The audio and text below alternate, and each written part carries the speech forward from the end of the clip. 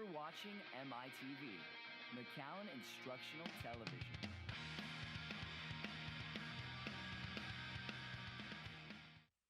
On behalf of McAllen ISD and our Board of Trustees, welcome to McAllen Veterans Memorial Stadium.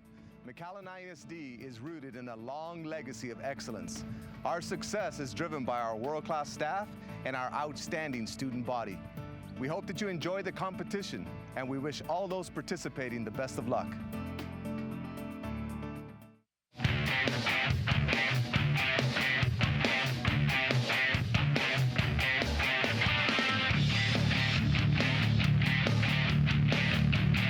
Welcome to the Sideline Pregame Show. I'm Jim Berry alongside Mark May.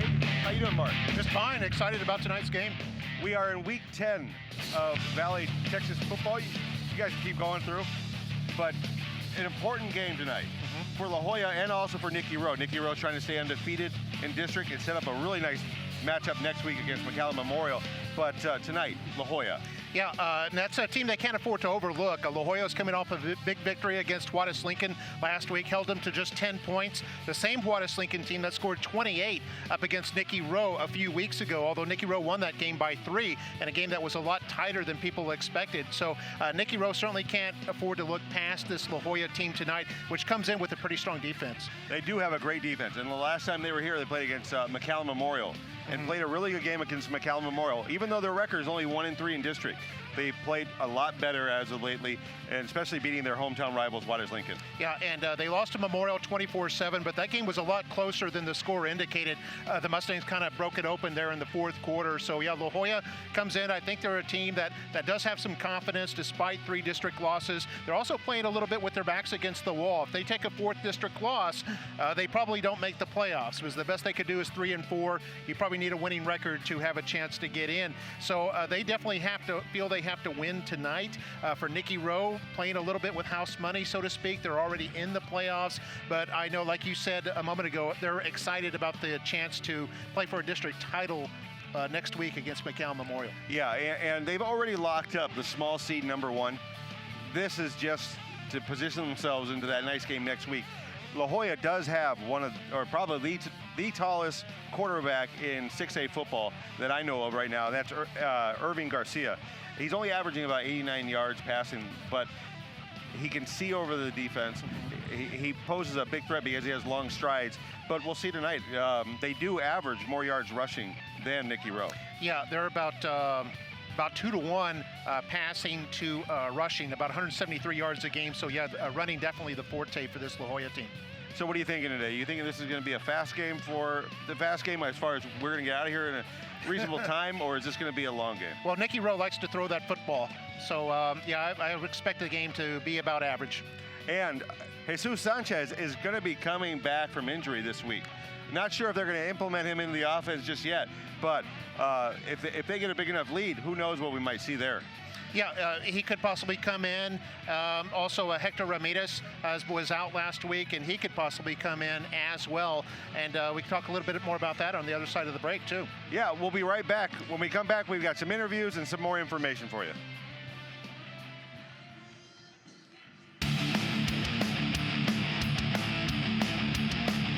Wanted to move out of my I plan to study something in the medical field, probably a physical therapist, and I plan to enlist in the Marines afterwards. Right now I'm in an animal science class, so I'm learning all the parts of the bodies of animals, their bone structures, how they function, and also I'm doing that with human bodies in the clinical class. My dream is to be a veterinarian. McAllen ISD's first ever alumni reunion will be Saturday, November 4th at Lamar Academy. If you are a graduate of any McAllen ISD high school from any year, come on down for food, beverages, and music. It's free, Saturday, November 4th at Lamar. See you there.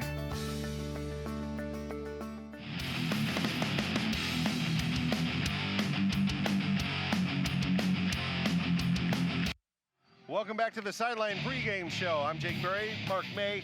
Mark, We just got to see some yearbooks there. We got a little reunion this weekend here with McAllen ISD. Well, yeah, that's right. If you are a McAllen ISD graduate from any high school, from any year, we want to see you at the Alumni Reunion on Saturday, November the 4th. It'll be from 5 to 8 in the evening. It's totally free. There'll be music. There'll be food and beverages. A selfie station. Yeah, and a selfie station, all kinds of fun stuff. And it'll be at Lamar Academy on North 10th Street. So, yes, everyone is invited. Anyone with any ties to McAllen ISD is certainly invited to that. And they can also join the Alumni Association at the same time. And that Alumni Association does have benefits for you, discounts at different businesses, but you'll get the information if you go. Now, Mark, we had a chance this week to catch up with one of the players for Nikki Rowe. Who was that?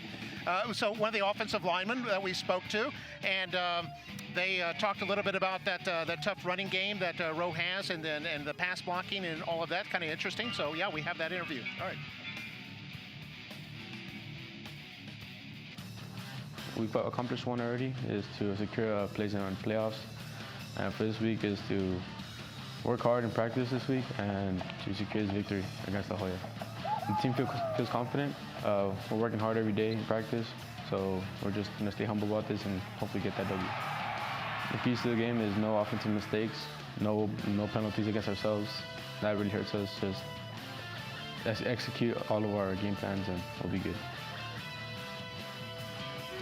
All right, there you have that vaunted offensive line right now that's been opening holes for Raudel Garcia and also the passing lanes for... Yeah, a team really is as strong as its offensive line. Without the run blocking or pass blocking, you can't really do anything. And I know the other players, the backs and receivers, they get their names mentioned more often. They get in the headlines, they get in the newspaper, but really it's the offensive line that makes everything happen. Now, there's a legend on the field today for La Joya, and who's that? Well, it's Tony Villarreal, one of the assistant coaches, longtime Valley head coach. Consultant, yeah, he's a consultant, I think, with them this year, helping out with their offense. And Villarreal, longtime Valley coach, Weslaco Panthers, and also the PSJA North and Brownsville Hannah and Port Isabel, has had success with everywhere he's gone, and so he's helping out the La Joya team this year. So that'll be interesting.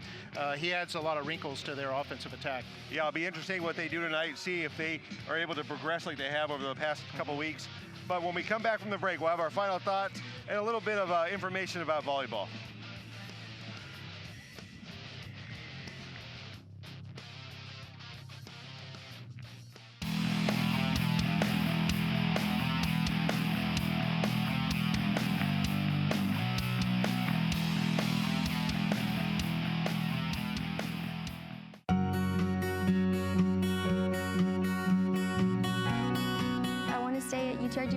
So that I can continue in the biology degree so that I can become a PA. I've always wanted to become a doctor, always, ever since I was little. I grew up around the medical field because of my mother, who is a health professional. She's a nurse. So that piqued my interest. I was always in hospitals, in nursing homes, everywhere, ever since I was 5 years old. So that's really what got me started or interested.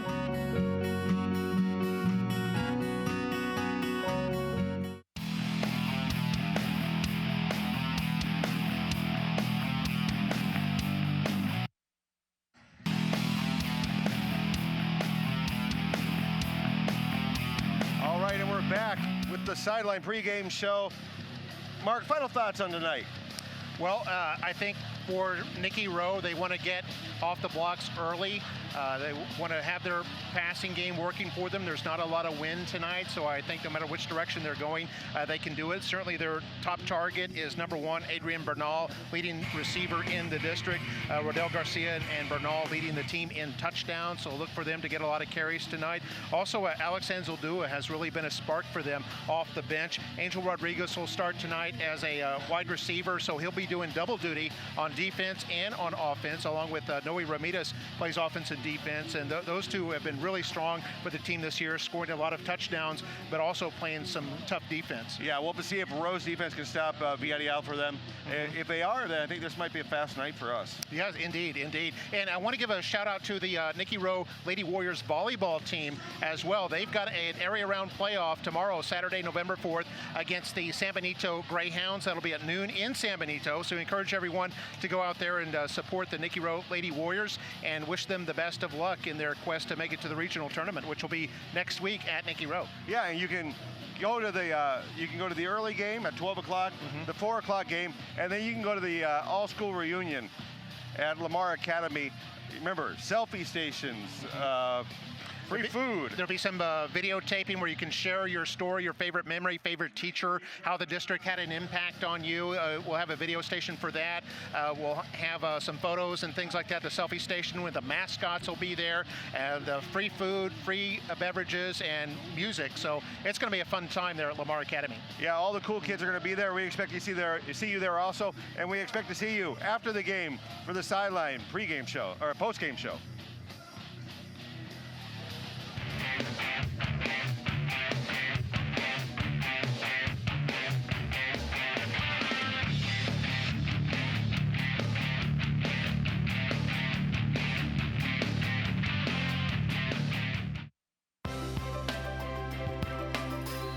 My dream after high school is follow sports medicine.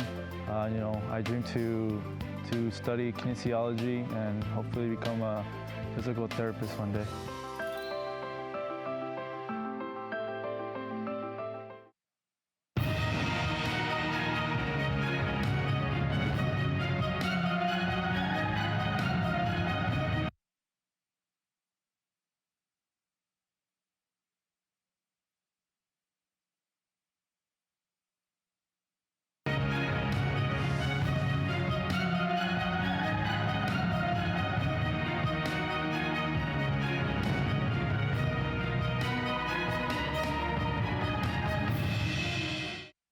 You're watching MITV, McAllen Instructional Television.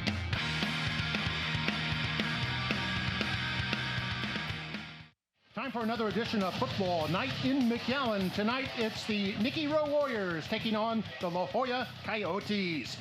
It's district action, both teams gunning for the playoffs, and they collide next, right here on Football Night in McAllen.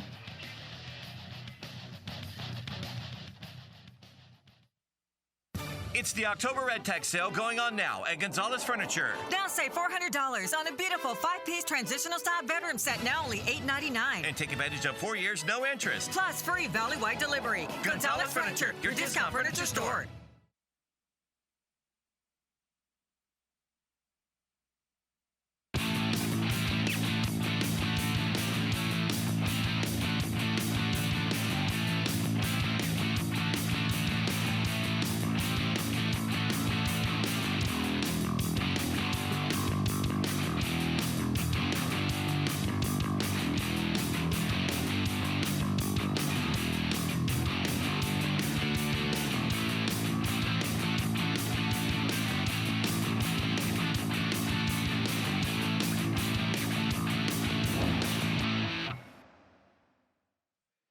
We're back here on Football Night in McAllen. I'm Mark May, and we're about to get started between Nikki Rowe and La Joya here, just moments away from kickoff. And let's start in now with our keys to tonight's game, because La Joya comes in with the #1 ranked defense in District 36A. They are giving up just under 14 points a game. They're at 13.9, coming off a effort last week, a 24-10 win over Juarez Lincoln, holding the Huskies to just 10 points. So they come in on a high with that. And Nikki Rowe will counter with the #1 offense. They're #1 in the district, averaging 34.3 points a game. They're averaging just under 400 yards total, about 395, which is second to Memorial in that category. Of course, they rely mostly on the pass. About 2/3 of that comes via the airwaves. So Nikki Rowe's passing game going up against La Joya's defense. And finally, will Rowe be focused tonight? Because next week is a huge game. It's against McAllen Memorial. It'll probably be for the city championship. It'll probably be for the district championship. Both could be undefeated in the district going into that game. But it's important for Rowe not to look ahead to that and to focus tonight on the La Joya Coyotes, a formidable opponent that's here at McAllen Veterans Memorial Stadium. Well, Nikki Rowe comes in at 7-1 overall. They've won 6 consecutive games and hope to continue that wave here tonight, going up against this Coyotes team that comes in at 4-4. That's a look at how the two teams compare. We'll continue in a moment. We'll take a break. Be back with our national anthem when we come back. Right now, you're watching Football Night in McAllen.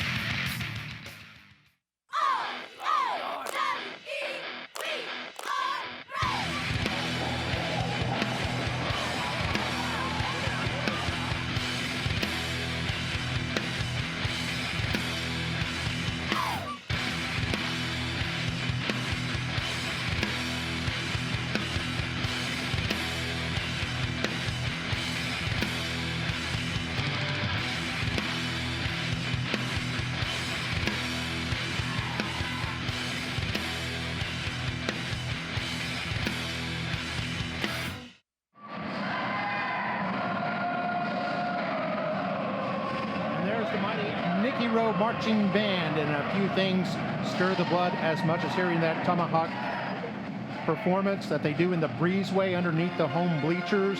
It gets incredibly loud with the echo there, and it's just mesmerizing. Let's listen to it for a moment.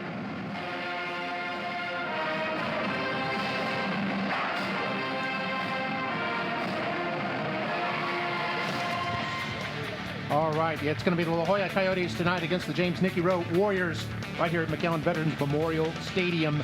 And both teams in the thick of the district race. Rowe in a tie for first, or maybe technically a half game back, as McAllen Memorial has already won.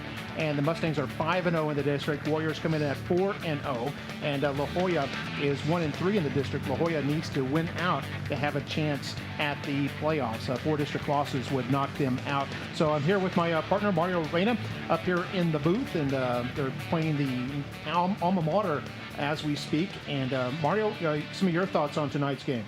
Well, we know that both teams have a lot to play for.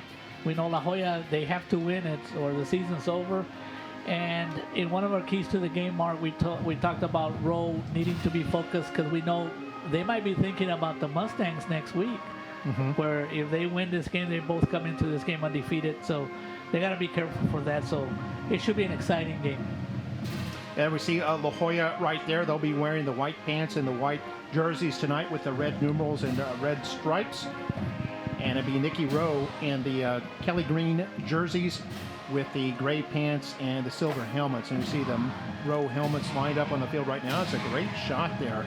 You see all the helmets lined up as the players are lined up on the 35-yard line, all ready to get started for this game here tonight. And Rowe comes in on a 6-game win streak. And Mario, what are some of the things that have been working for the Warriors in these last 6 games?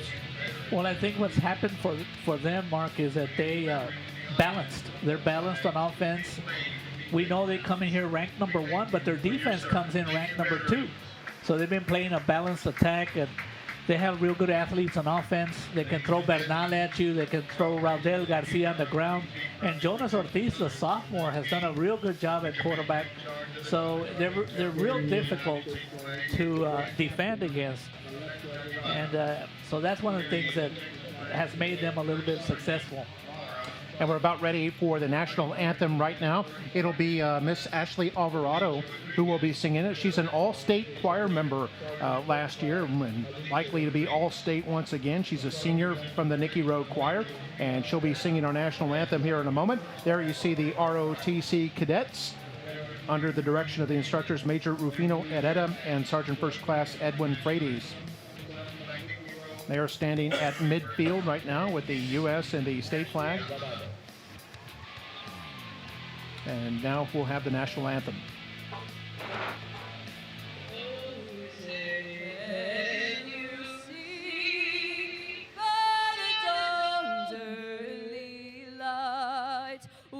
So proudly we held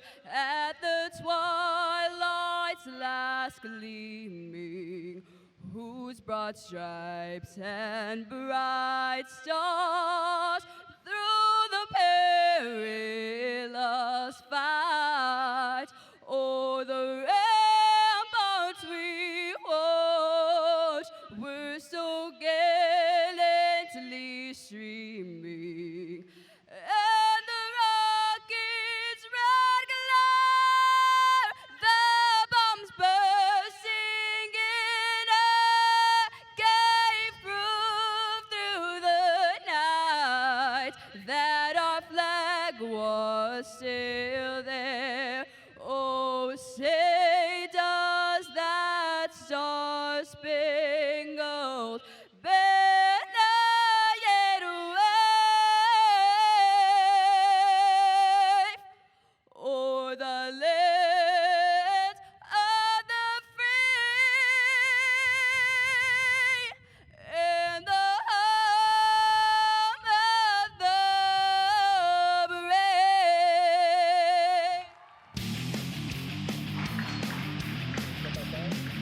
Whoa. And very well done by Miss Ashley Alvarado. You can see why she's an all-state member of the state choir. And I can tell you this, Mark, she does not get her singing from her father. And maybe you can allude to what I'm talking about. Oh, yes. Yeah, her father, Mr. Conrado Alvarado, one of our school board members and former McAllen ISD graduate himself. And tonight will be the Nikki Rowe Warriors taking on the La Joya Coyotes. Just about set to have our action. We'll go ahead and take a look at the starters here in just a moment. It'll be Rowe who will receive. And coming into the year, they're averaging close to 400 yards per game and over 34 points per game. So their offense is really well-oiled and can move that football and score from anywhere on the field. They can have length of the field drives. They can also hit on the big play. And they'll be starting tonight Jonas Ortiz at quarterback. He's the sophomore who's started since early in the season, since week 2. That's quite a bit of experience now as we get here toward the end of the season. See, Rodel Garcia will be in the backfield. Then the receivers, Zach Bettis at the tight end, and then Ruben Saenz, Angel Rodriguez, and Adrian Bernal will be the receivers. Bernal, the top receiver in the district. Looking at the offensive line, they got 4 seniors and a sophomore, and Luis Garcia, Mark Quiroz, Jose Quintero, Arnold De La Rosa, and Rodrigo Davila, the sophomore. And here come the Warriors running out onto the field right now. Nikki Rowe all set, excited, and ready to play tonight. They've already clinched a playoff spot, but can stay in the thick of the district race and remain tied for first with a win here tonight. And then the Coyote players are now running out onto the field, and there they come with their big letter C flag, the big red C on it. La Joya Coyotes. They've been down over the last few years, haven't they? I mean, ever since the split into 3 high schools. And you're absolutely right. And Mark, what a difference about 5-6 years ago when La Joya Coyotes would come into this stadium. They would pack I mean, it was a crowded, everybody, the fans were out there. And now, because of the split, it makes it a lot difficult. Yeah, 3 high schools now in La Joya, Palmview, Juarez Lincoln, and La Joya High, the original school. It'll be Nikki Rowe to receive, and they'll be going from left to right. And there we see Noe Ramirez back to receive. Go ahead. The other thing about the focus is that we talked about it's homecoming for the Warriors, so you know, are they going to be focused? Yeah. Sometimes that can add to the distract from the focus, or it can increase your determination. As we see the defensive line for La Joya, 4-man front, and Danny Villarreal, Angel Ramirez, Brandon Garcia, and Leo Cano. And then the linebackers, Trey Perez, Nathan Gracia, and Ian Delgado. Then the secondary, Rolando Gonzalez, Adalberto Martinez, Abraham Suarez, and Javier Ramirez. A couple juniors, 2 seniors there in that secondary. And it'll be La Joya kicking off. And their kicker is Sergio Jimenez.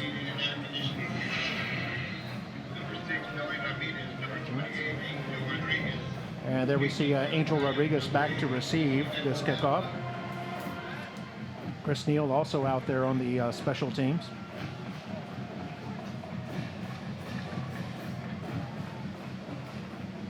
Actually, the kicker is going to be Heriberto Garza, number 80. here's Garza's kick, and this is squib kick toward the left side, and it's going to trickle out of bounds. And that'll be Rowe football at the 30-yard line. So Rowe's going to start from there. And here's the official's call.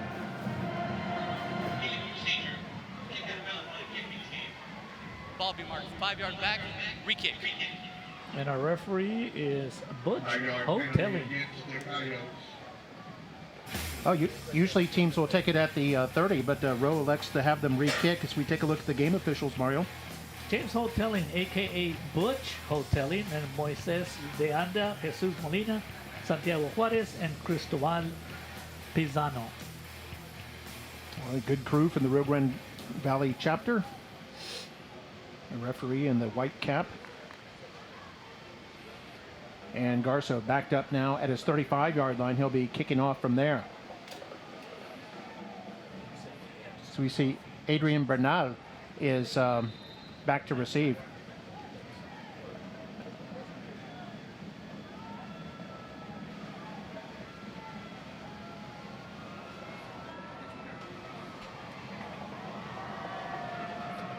So right after this kickoff, we'll take a look at how these two teams compare offensively. As we see this squib kick goes straight down the middle, going to be picked up at the 25-yard line by Nikki Rowe. Looks like Ruben Signs across the 40, who takes a big hit, bounces right off. It's the kicker who grabbed him. Well, Garza there with a good tackle right after his kickoff, and Ruben Signs the third be a little bit slow to get up. I don't know how he did not fumble, Mark. He got hit pretty hard. Got an official's timeout out there right now. So this is exciting, Mark. Let's take a look right away. The number one offense versus the number one defense. Take a look at this shot right there by the kicker. Whoa. And he's pretty big. The kicker, he looks about 5'10", 5'11", not what you normally think of in kickers, being among the smaller players on the field. So we take a look at how these two teams compare in rushing yards. Favors the Coyotes. That's what they rely on, whereas Rowe relies on the pass. You can see they have almost a 3-to-1 edge in passing yards. And then total yards, close to 400 for Rowe and about 268 there for La Joya. Scoring-wise, a big edge there for Nikki Rowe. Over 20 points more per game they put out. And for La Joya, I guess their key, Mario, is they're going to have to keep the score down, aren't they? They are, and they have to score, Mark. And when I was talking to Coach Farias from La Joya, he said that they have been moving the ball all year, but they just can't get those points. La Joya scoring 24 last week, coming off a win over Juarez Lincoln, 24-10. Nikki Rowe beat Juarez Lincoln earlier this season, 31-28. Here we go. We're all set to play.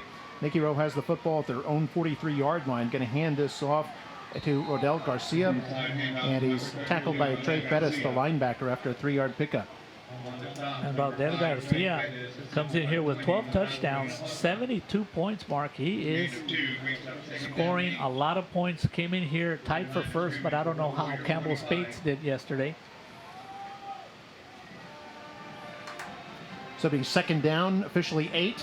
As Ortiz wants to throw the football, and over to Bernal, who makes a leaping catch at the 50-yard line before he's brought down by Abraham Suarez and also Javier Ramirez. And how about that, Mark? At the 50-yard line, that is reception number 50 for Adrian Bernal, who leads the district in receptions. So it'll be third and short now, third down and 3. Just underway here, first quarter, no score, first possession. Go down in 3, 2 receivers left. Now one goes in motion. They're going to fake it to him and hand off to Garcia straight ahead. And Garcia has to fight for tough yardage. And it looks like he's going to be short as he's brought down by number 20, Horacio Hinojosa. So the first victory between the number one offense and number one defense goes to the number one defense, because it looks like Coach Robert Flores has decided to punt the ball.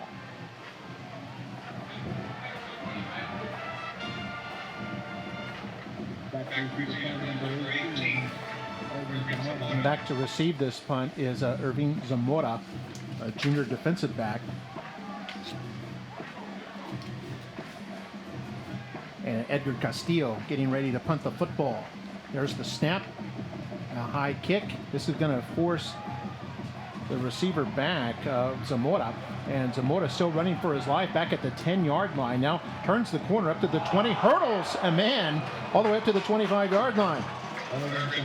Wow, shades of Ezekiel Elliott of the Cowboys with that one. But anytime you do that, Mark, you put yourself in a real bad situation, and I don't know if he'll do that again because Mr. Hector Ramirez for the Road Warriors, take a look at the hit right here, Mark. That's what happens when you go up in the air. Hector Ramirez putting in a hard hit. So let's see how this La Jolla offense that struggles, Mark, but they do have a running back that comes in here with over 1,000 yards. That is Eddie Villarreal. Eddie Villarreal, number 27, will get the first carry here, and he's races across the 30 up to the 34-yard line. 8-yard pickup on first down.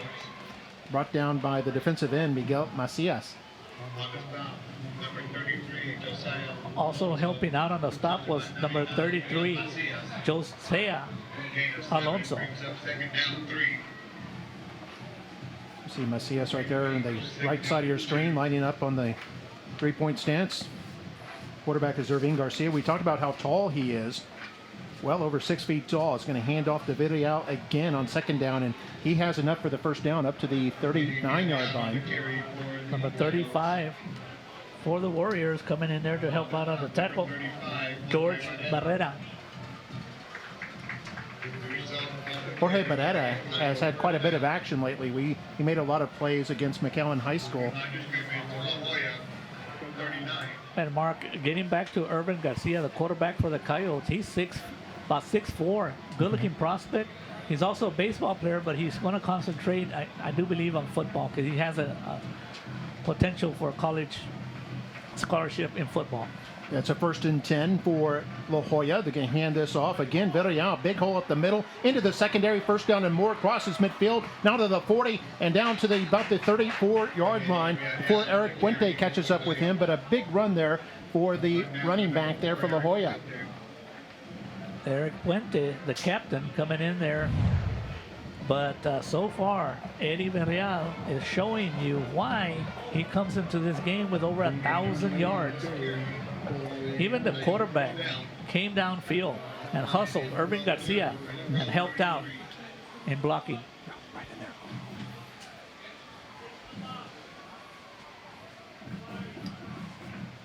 So first down and 10 after that 27-yard run. Villarreal again trying to go right side, and this time Rowe is ready for it. Jorge Barrera in there, Macias in there as well, and a couple of other road defenders. And this has not been a problem for the Coyote offense, getting first downs and moving the ball. The problem has been, Mark, once they get close to the end zone, they struggle and they don't score. You see the replay. Several Warriors combining in there to wrap him up. Another Warrior that was in there was 47, Isaac Mata, the defensive tackle. 7:40 to play in the first quarter. No score. La Jolla's first possession down to the row 32. Facing second down and 9. They hand it off. And this time, it looks like Isaac Mata again on the tackle. I think it was Villarreal with the carry once again. Alonso got in there as well. So we take a look at the offensive starters here for tonight. And it's Irving Garcia at quarterback spot. Eddie Villarreal, just a sophomore, and showing terrific legs out there. Luis Garza also in the backfield. And then Resendez, Rodriguez, and Alvarez are the receivers. Alvarez at the tight end spot. And at the offensive line, Jose Casas, Alex Rodriguez, a sophomore, Damian Tanguma, Jerry Casanova, and Sam Aguayo round out that offensive line. And looking at Nikki Rowe, their defense, 4-man front, comes in with Robbie Leal and Miguel Macias at the ends, and then the tackles, Jesse Garza and Isaac Mata. And the linebackers, Adrian Reyes and Eric Puente, the seniors who are flanking Alonso, the sophomore in the middle. Alonso, a very aggressive player. And then the secondary. For a sophomore, he has a nose for the ball, Mark. Lots of fumble recoveries. And 3 juniors in the secondary: Ethan Ruiz, Angel Rodriguez, Noe Ramirez. Ramirez and Rodriguez also play on offense. Chris Neal back there, a stalwart on this defensive secondary. Got an official's timeout out there at the moment. No score in the game with 7:23 to go, and La Joya facing a 2nd and 9. We're going to take a quick break and be back in a moment. You're watching Football Night in McAllen.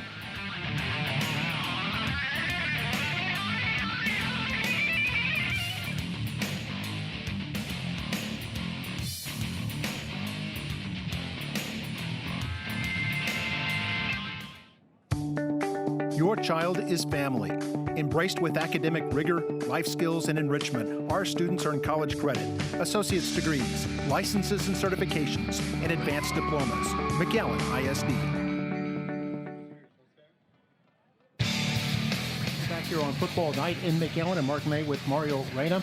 Also our spotter, John Macias, here in the booth helping us. And we're just about set to get ready to action. And Mark, in a 3rd and 8 situation, this is where La Joya Coyote offense struggles because they don't pass much, but they only have their leading receiver only has 17 receptions, which is Mariano Resendez, number 3.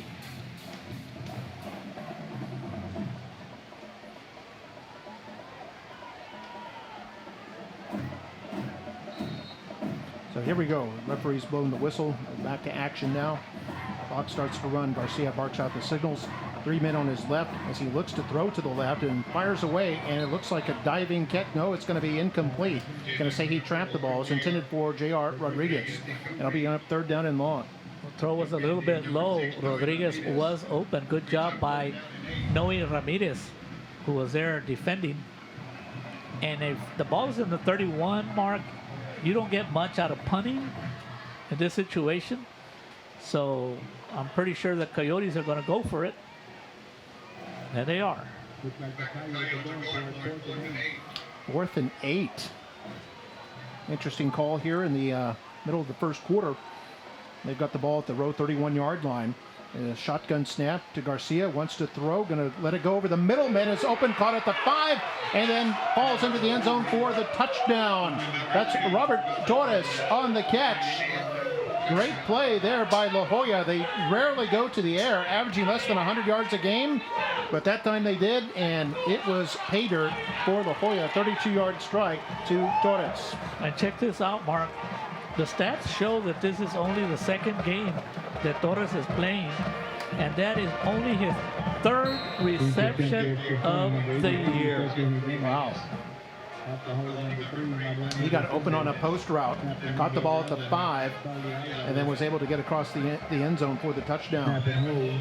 There's the snap and hold is up and good by Sergio Jimenez. And the score, with 7:06 to play here in the first quarter, is Coyotes 7 and Warriors nothing. Take another look at this touchdown strike. This came on a 4th and 8. La Joya, we talked about how backs were against the wall, needing a win here tonight. And you can see they are being hyper aggressive here in this first quarter. 4th down play is good for 32 yards and a touchdown. La Joya's in front early. We'll take a break. You're watching Football Night in McAllen.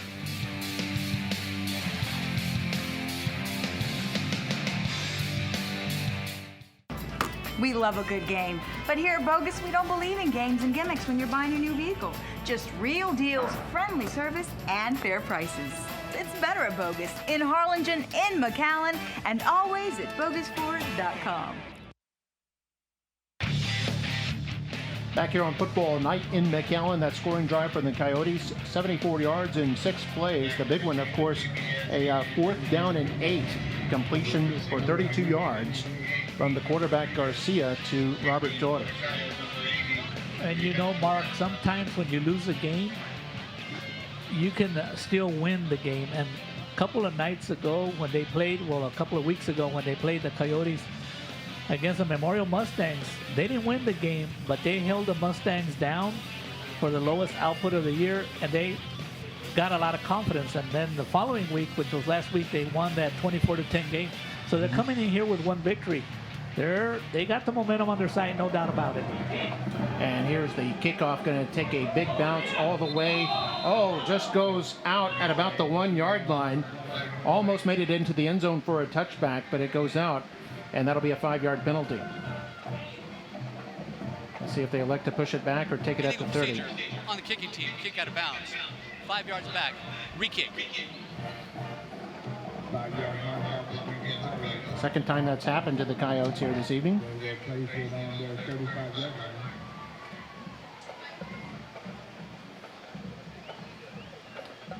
And Coach Ruben Farias there in his second year wearing the cap, baseball cap, gesturing toward for his players. He was feeling real confident. It's in his second year, I believe. Before the game. He was also a baseball coach, did a great job as a baseball coach.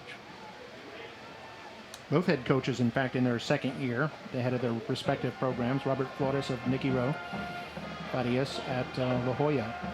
Now from the 35, a squib kick, and picked up by Rowe at the 26-yard line. Run up across the 30, then hit, and down to about the 36-yard line. Ball came out. I think it might have been after the whistle. And it appears that Nikki Rowe fell on it anyway. That is correct. And it was Chris Neal. It was off after the whistle had blown, or he was already down. So the Warriors have it at their 37-yard line. They'll be starting their second possession. Last time they did pick up one first down before they were forced to punt the football. You see on the replay, boy, it looked like it may have been a fumble. Very close. So the ball appeared to be coming out maybe a split second before his knee hit. So good thing he recovered it. We're at 7:01 to play. Shotgun snap. Ortiz wants to throw, trying for the flanker on the right side. It's caught by Signs, and Signs finally forced out of bounds. This may be a face mask. There's a late flag. I think Roberto Martinez with the tackle. I think it's not a face mask, Mark. It's an action after the offensive player was out of bounds. There was no need for that, and you're just going to give away 15 yards. Personal foul. Face mask. Yeah, you're right, Mark. They called it a face mask. Yards. Automatic first down. It's the third penalty on this La Jolla team. But what a nice rollout and pass by Jonas Ortiz, showing you why he is the #1 rated quarterback in the district. It's a 14-yard pickup, by the way, on the pass to Signs. And man goes in motion as there's a whistle right at the snap. Part of the snap. Ball starts. Remains first down. It's an illegal procedure against Nikki Rowe, in case you couldn't hear it. Moves the ball back 5 yards to the La Jolla 39-yard line. It'll be 1st and 15 now for the Warriors. That was a nice play that went for 14 yards to Ruben Signs. Then they had a 15-yard face mask. I mean, 29 yards overall. They're going to do a throwback pass to the left side that goes incomplete, intended for the tight end, Zach Bettis. Closely covering him on the play was Horacio Hinojosa. And they'll bring up 2nd down and long. First incompletion for Nikki Rowe. The Warriors trying to take advantage of the aggressive speed of the Coyotes. Javier Ramirez also close in the play as we take a look at the second-year head coach, Robert Flores. Here's a run to the left. There's Noe Ramirez in there. And Ramirez is going to be tackled by Javier Ramirez. A bunch of Coyotes. Also Rolando Gonzalez. Great defense. Mark, when we observed the Coyotes against the Mustangs, they got a lot of team speed. And they do a lot of gang tackling. That was a loss of 5 yards. I think one of the defenders in there, Hinojosa again. So 3rd down and 20 now from the La Jolla 44. Ortiz wants to throw, now taking off straight ahead at the middle, has a lot of room. The 40 now to the 30, getting close to the first down. It may just be a little bit short, but he got very close. He was forced out of bounds by Rolando Gonzalez, the defensive back. So a terrific run there by Ortiz. Good run by Ortiz, Mark. He noticed there was nothing up, nobody open, and he did the smartest thing he could do. And it's going to be a 4th and about 3 yards. Yeah, gain of 17 yards. I think they're going to go for it. 4th down and 3. 6:02 to go here in the first quarter. Shotgun snap. Ortiz rolling to his right. He's going to throw this one long toward the end zone, and it's caught out of bounds at the 1. Great catch there by Angel Rodriguez. Rodriguez, one of those two-way players, two-way starter, and made a great catch and a perfect timing by Ortiz through. Just lobbed that up toward the sideline. You don't expect such a pass of that many yards in the air, Mark. But they only needed 3 yards. But feet definitely inbounds. Great catch. That's 33rd reception. Touchdown. Here's a handoff up the middle. Rodel Garcia goes in for the touchdown. Garcia has the score, and Rowe just a point away from tying up this football game with 5:50 to play here in the first quarter. And that is Garcia's 11th touchdown of the season.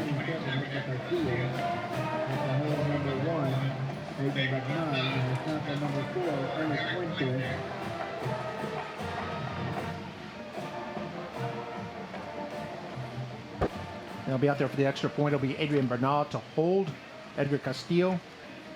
Attempt the extra point. Eric Puente is the snapper. Good snap and hold, and the kick is up and away and good. And we are tied with 5 minutes, 50 seconds to go in the first.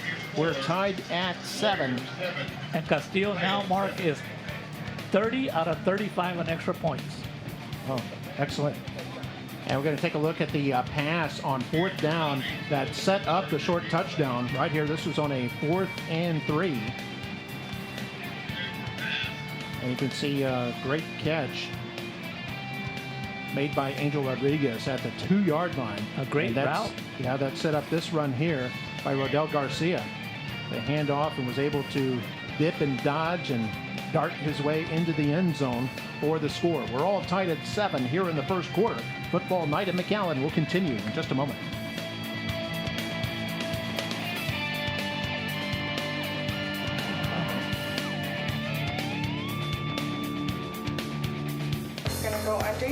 One of the big advantages of having your child come to McAllen School District is they have a registered nurse at each and every campus. Our registered nurses are readily available for all our students, and our focus is on your child's success.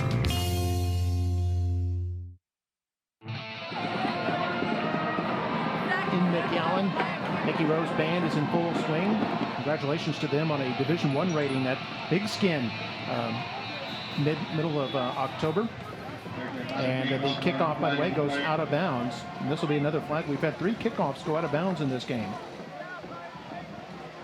And Mark, getting back to that pass by Jonas Ortiz, that's touchdown pass number 17 for him. Not bad for a sophomore and not bad for a backup quarterback, Mark. Oh, that's excellent.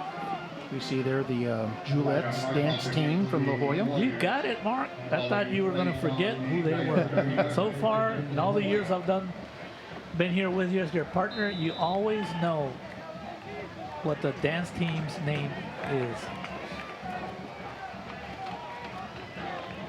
All right, 1st and 10. Well, I'd like to be prepared. 1st and 10 at the 30-yard line. Garcia's going to throw over to the right side. It's caught, then hit in the backfield, and he's going to lose a couple of yards. Great play there by the road defense. Ethan Ruiz and also Isaac Mata teaming up on Irvin Zamora. Ethan Ruiz refused to let go of the leg, Mark. And he did a good job because they were trying to block him upfield. Did a good job of fending off the blocker.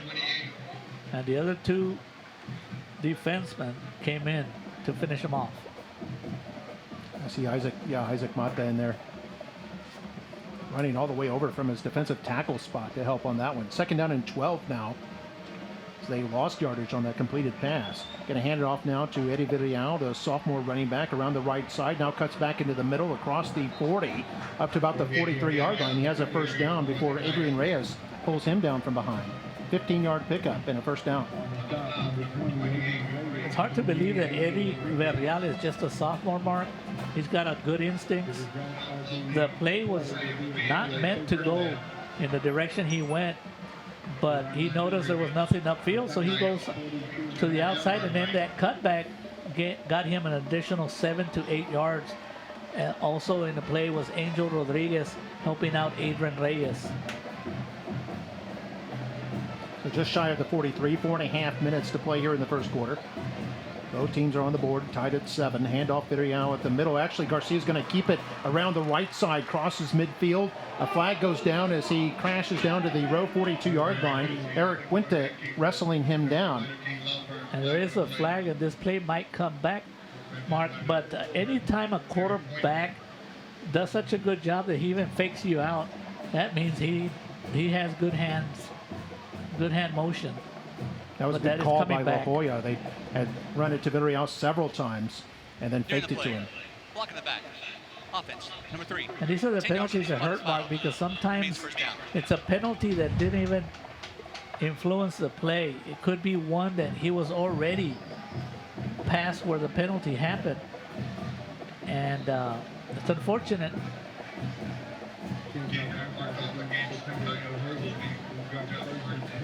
But since it was a spot foul, Mark, it's still 1st and 10, so it's not as, the penalty's not that bad. Yeah, it ends up being a net loss of only 1 yard. So it was a spot foul, like you said. Handoff Villarreal up the middle. He's all the way up to the 49 of La Joya territory. Adrian Reyes again on the tackle after a 7-yard pickup. You know, what makes Eddie Villarreal special, Mark, is that everybody knows, the defensive coordinator, the defense for the Warriors, they know that he's going to carry the ball, and yet you can't stop him. Can you imagine when he becomes a junior and a senior?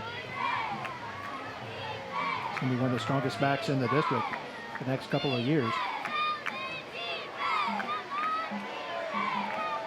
2 receivers right, 2 to the left. Now one of them starts forward, and that's going to move it back 5 yards. So 2nd and 3, and it becomes 2nd down and 8. And it makes a big difference, 2nd and 3 to 2nd and 8. Offense, number 18, 5 yards. Remains 2nd down.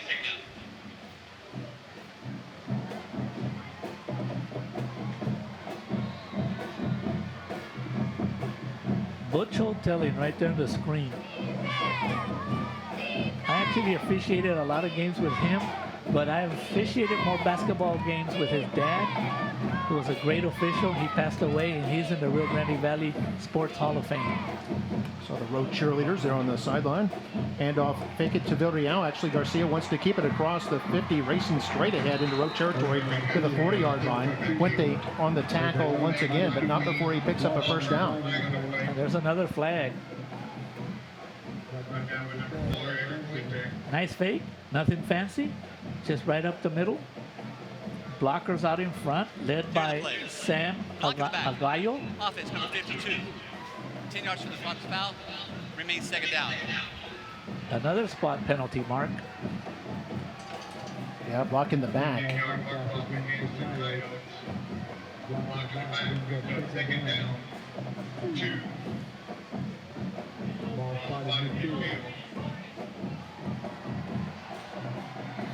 They'll still get credit for a 14-yard run.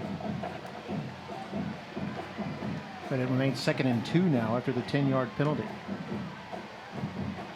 6 penalties in this first quarter against La Joya. 2nd down and 2, handoff. Villarreal up the middle. 1st down and more into the row secondary. Crosses the 40 down to about the 37 before Angel Rodriguez brings him down. And even though Angel Rodriguez got run over, he gets credit for the tackle.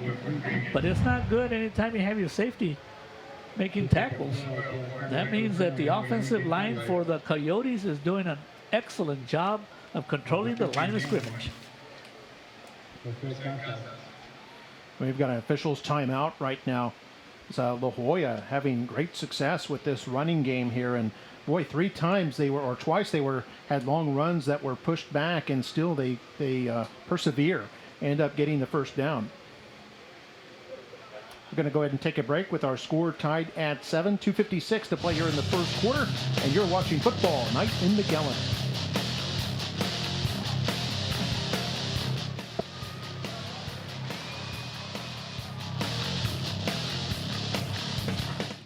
Our goal is to help you grow and prosper with the right financial tools, quality customer service, and banking done with honesty and integrity. Rio Bank, your kind of bank, your kind of banker. Welcome back to Football Night in McAllen. It's a nice, cool night here with a brisk southeasterly wind. tied at 7. First game of November. And handoff to Villarreal, who's upended by 33 Alonso after a short game. Middle linebacker Josiah Alonso is doing a good job all year, Mark. A lot of responsibility being the middle linebacker, and he's just a sophomore. La Joya over 100 yards rushing already in this game, still in the first quarter.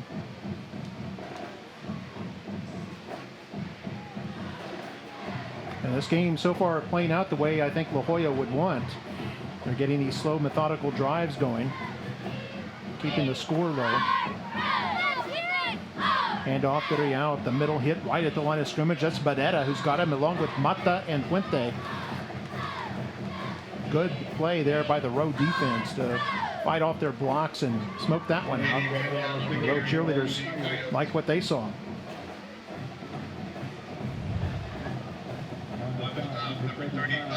And give him a gain of 1 there. Barrera having a good night. His number has been called several times, and so has Adrian Reyes and Isaac Mata. So 3rd down and 7 here for La Joya. Might be 2-down territory considering that they went for it on 4th and 8 on an earlier possession. Snap to Garcia, they fake it to him, or he fakes it rather and keeps it and runs around the left side up to the 31-yard line. And a gain of about 5, and it's going to be 4th down and short. And Mark, anytime you have a 3rd and 7 and you have a running play, you know you're going to go for it on 4th down. So there's no doubt that they should be going for it here on 4th down. Yeah, ball spotted at the Rowe 32-yard line. And they better decide quickly. There's less than 15 seconds left on the play clock. 45 seconds left on the game clock. I think they're getting ready to call a timeout here with under 4 seconds to play for the play clock, and now they call timeout. So La Joya just wanting to use a timeout there before they decide what to do on a 4th down and 4. And that gives a perfect opportunity to bring in our superintendent. Dr. Jay Gonzalez is here with us. And Dr. Gonzalez, good to see you. And what are your thoughts on this game so far? Pretty competitive. Yeah, very competitive. The boys are playing real hard tonight. It's nice to see so many people out on a nice South Texas evening. So we're excited to see all the band students here. We see that we brought our junior high bands or our middle school band members over. We also have our middle school cheerleaders down here. So it's nice to see so many youngsters taking part on a special Friday night football. The Lincoln cheerleaders out there and the Lincoln band members. And I know earlier today you got to participate in a very special occasion. McAllen, the only city on earth probably that got a visit from Santa Claus, and we got it a month and a half early. Tell us about that. Well, it was a wonderful experience down at the Plaza Mall. Our outstanding Mayor Jim Darling was there, and there was other city officials there, and Santa Claus came into town. Yeah. It was pretty cool. He came in on a sled with his reindeer and got to meet a lot of our students, and it was just a wonderful event. The Christmas season is strong in McAllen, Texas, and in McAllen ISD, so it's just a very special day. It was very, very special. And I know some of the Memorial kids, Memorial actually playing last night, so their band and cheer and dance team were free and able to participate, right? Yeah, we had the band playing from Memorial. As you know, they scored a Division I in pigskin, so they brought their talent over and played some music for us, and our outstanding Memorial cheerleaders did the same. We had some elementary students that were present, so it was nice to see so many kids involved in today's arrival of Santa. On the offense, number 58, 5 yards, remains 4th down. And you see a 5-yard penalty against La Joya. We'll see how that affects their decision as they 4th and 2, or 4th and 3 becomes a 4th down and 8. And Dr. Gonzalez, I know that we had the Santa's arrival today, and that was kind of a kickoff event, I guess, for the big holiday parade, which will be December 2nd right here in this stadium. And I know McAllen ISD is going to have a lot of participation in that, aren't they? Oh, absolutely. That's the good thing is anytime you have the city working so hard on an event and working in collaboration with the district, it can't be anything but successful. So we do know that there's going to be I think he picked that up. Yeah, I think he did. Angel Rodriguez, it looked like it was caught initially, but I think it was bobbled by the La Joya receiver. And Angel Rodriguez in there to intercept the football on a 4th down play. And Nikki Rowe has their first turnover of the evening. And a terrific play he makes here. So we take a look at this replay. You see the ball just kind of bobbled, and Rodriguez says, well, I'll take it. So a big play there with just 26 seconds. That was a tremendous interception there. Hadn't seen that in a while. So Rowe will start with the football at their own 26-yard line. And this could be the last play of the first quarter here as they have a 1st and 10, moving left to right. Shotgun snap to Ortiz. It's going to do play action, wants to throw long. Going deep for Bernal. May have made the catch. I think he did. No, they're going to say intercepted. It was Bernal along with Rolando Gonzalez who both went up for it. Gonzalez comes down. And tit for tat there as La Joya is able to pick up the football and get it right back. So we're seeing some excitement out here to mark all this down. And we're with our, so we take a look at the replay. You can see it was a good play that made there by Gonzalez. Had some inside position and able to pick off that football. So La Joya will have it in their own territory at about the 37-yard line. And we're down to the last 18 seconds of the first quarter.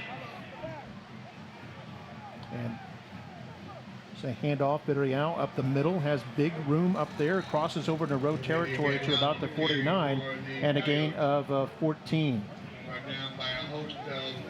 Coming up on the end of the quarter, we'll finish up with Dr. Gonzalez in just a moment. So we've reached the end of the first quarter, and our score is all tied at 7-7 with La Joya moving the football here into Nikki Rowe territory. They have a 1st and 10. So we'll take a break. Be back with the second quarter in just a moment. You're watching Football Night in McAllen.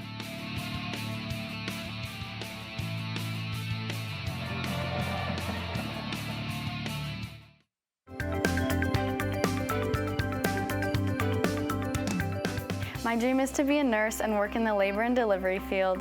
I like caring for people and taking care of moms to be, and I want to help bring life into the world.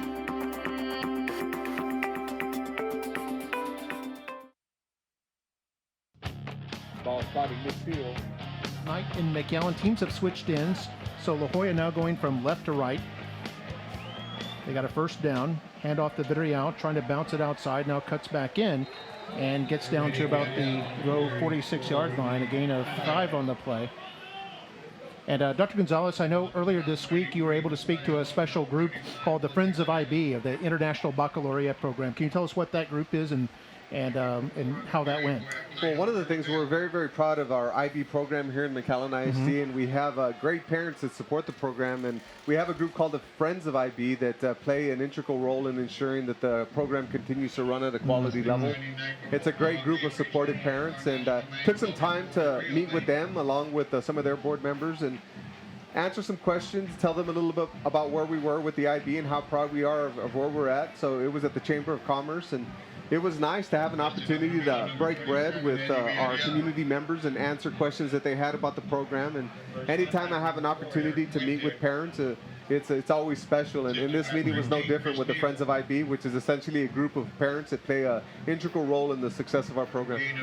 It's a gain of 7, 2nd down and 3 here for La Joya at Rowe's 39-yard line. There was something you mentioned in your talk with the Friends of IB. You were talking about how we have counselors, or plan to have some counselors visit different universities like MIT and find out how to get into the School of Business at different universities and their colleges and things like that. Can you tell us a little bit about that plan? Yeah, that is a vision that we have. We want to kind of backward design it and really begin with the end in mind and get out to these universities, and whether it be a business school or an architecture school or a school of pharmacy or whatever it may be, we want to talk to their deans and talk to their enrollment specialists so that we can ask them specifically what the prerequisites are and what our students need to do to prepare to get into those programs. And then come back to the district and then kind of begin with the end in mind and work it through to make sure that we're preparing our students to fill those prerequisites. So that's something that we're going to start doing in the near future. All right. And then finally, I know tomorrow there's a couple of big events. I know there's some volleyball playoffs involving McAllen Memorial and Nikki Rowe, and we wish them the best of luck in the area around. And then also tomorrow night is something we're doing for the very first time, an alumni reunion event. And we have an alumni association, and that's kind of unusual in itself, isn't it? It really is. I mean, hats off to our staff. I know that Dr. B. Bond and Brenda Houston played a key role in building this alumni association.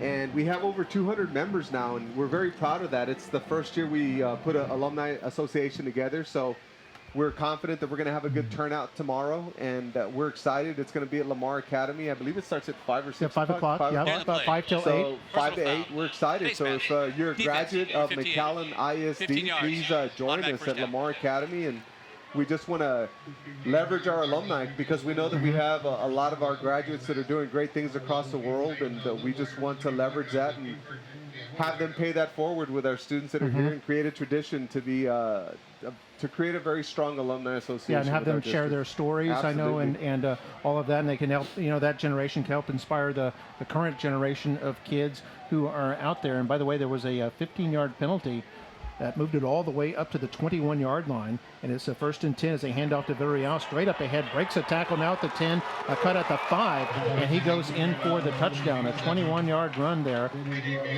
by Eddie Villarreal for his first touchdown tonight, and the Coyotes are back in front, 13-7 here in the early going of the second quarter.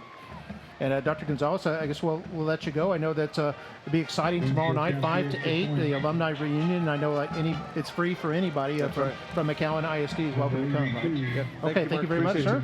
Appreciate having you on. That'll be at Lamar Academy, which used to be Lamar Junior High School back in the day. It's at 1009 North 10th Street.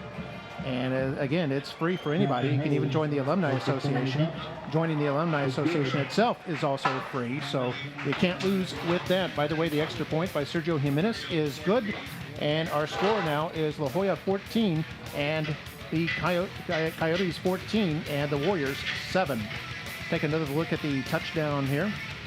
It's a 21-yard burst by Eddie Villarreal.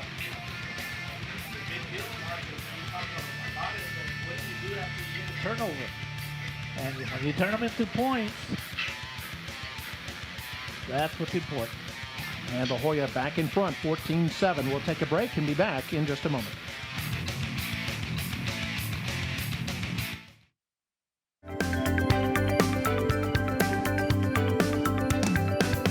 Ever since I was young, I've had a passion for science, and I really hope to change the world through chemistry.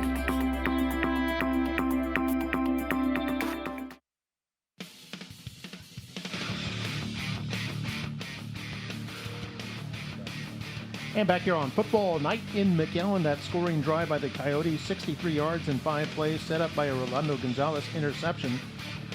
And time of the drive, just about 3 minutes, as we see Noe Ramirez back to receive, standing at his own 5-yard line. It'll be Garza to kick it off. Just another squib kick to be picked up by Rowe at about the 19. Trying to get this over into the middle. This is Ruben Saenz. And crosses up to about the 24-yard line before he's brought down.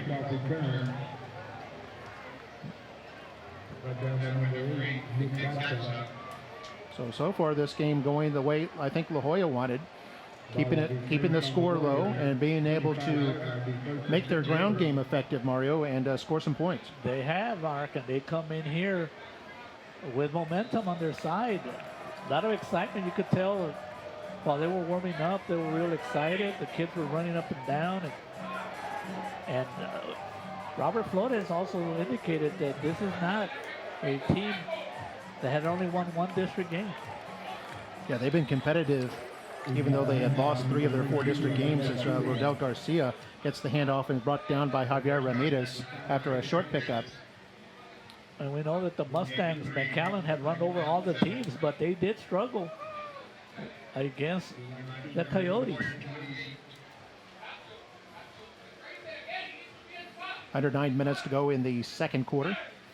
They hand this off. It's Garcia once again darting his way around, has a first down and more, breaks a tackle at the 40 and still fighting across the 45 up to about the 46. Orlando Gonzalez wrestling him out of bounds.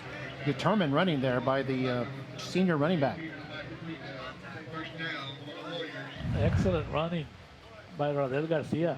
Look at those cuts, Mark. Looking upfield, picking up a blocker, and he refused to go down. Actually, nobody brought him down. He went out of bounds. And here he gets the handoff. It's back to live action now. See, he fights his way up to about the 48-yard line, a gain of only 2. Getting back to Garcia, Mark, he does come into this game with nursing some minor injuries. I don't think he's at 100%. I would probably say he's at about 80%, but he's determined. Yeah, this deep into the season, no one is 100% healthy anymore. All those bruises and scrapes. As they're going to flip this forward to one of the receivers who takes off across the 50, now across the 30-yard line, all the way down to about the 26-yard line. Terrific run there. Javier Ramirez getting the tackle on Angel Rodriguez. Rodriguez coming in motion and getting the shovel pass and just taking off downfield in a sprint. Well, you know, Mark, and this is what you call a good athlete. Anytime you can go both ways, and it almost looked like there was a horse collar tackle that Coach Robert Flores wanted that call. 27 yards on that pickup, all the way down to the La Joya 25-yard line. And we've got another timeout called by La Joya. That's their second. Mark, and during this timeout, I wanted to acknowledge the Rowe Warrior trainer, Ryan Zimmerman. He actually told me and asked me before the game if this was going to be, how does this, people can go to the website, right? Yes, we're hear a podcast right now on McAllenisd.org. Okay. And then he said that his mother wanted to know. His mother lives in New Mexico. But he kind of told me, don't do that because my mom doesn't like that. But I'm going to still say this. Ryan Zimmerman's mom, you did a great job with your son. We love having him here in McAllen ISD as a trainer at Rowe Warrior Land. Yeah, Zimmerman been there a number of years too. Taking good care of all the Rowe athletes. So 1st and 10 for Nikki Rowe. Their 25-yard line. Play action. Ortiz wants to throw it. Man is wide open at the 10. Now at the 5. Hit into the end zone. Touchdown. Adrian Bernal with the touchdown catch of 25 yards. And Nikki Rowe, like lightning, scores again. And they're 1 point away from tying up this football game. And the all-district selection right there. Right receiver. Probably all Valley's selection. Shows everyone why he comes into this game as the leading receiver in the district. And what's impressive about Adrian Bernal is after he scores a touchdown mark, he goes in and he's actually the holder. Also holder number 9. Yeah, he has to stay out there because he's the holder. Snapper number 4, Eric They have a different holder this time. And Puente is the snapper. Snap and hold. And Edgar Castillo kicks it. And it's good. up and good. We have a Madison law firm flag. Castillo is now 2 for 2, although there is a flag down, so let's see what that is about. Well, both teams trotting off the field. During the play, offsides, on the defense. That penalty decline. The extra point is good. So the extra point was good as the penalty is declined. And the score now 14-14. We'll go to break.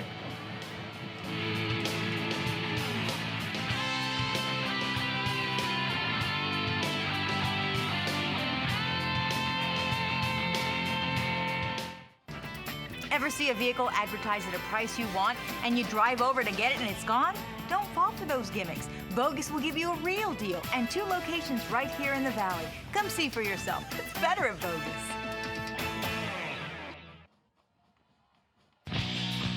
And we're back on football night at McAllen, coming to you from McAllen Veterans Memorial Stadium. And it's a good game here. 14-14 is our score. La Joya has led 7-0. Then it was tied at 7. And La Joya jumped back in front 14-7. Now we're tied at 14. And here's why. So Ortiz went back and threw his second touchdown pass of the game, this time finding Adrian Bernal. Fought his way into the end zone for the touchdown, a 25-yard pass play. And there's Castillo's kickoff. This is going to go deep out of the back of the end zone. We got that adrenaline going there, and that's going to be a touchback. It'll bring it out to the La Joya 25.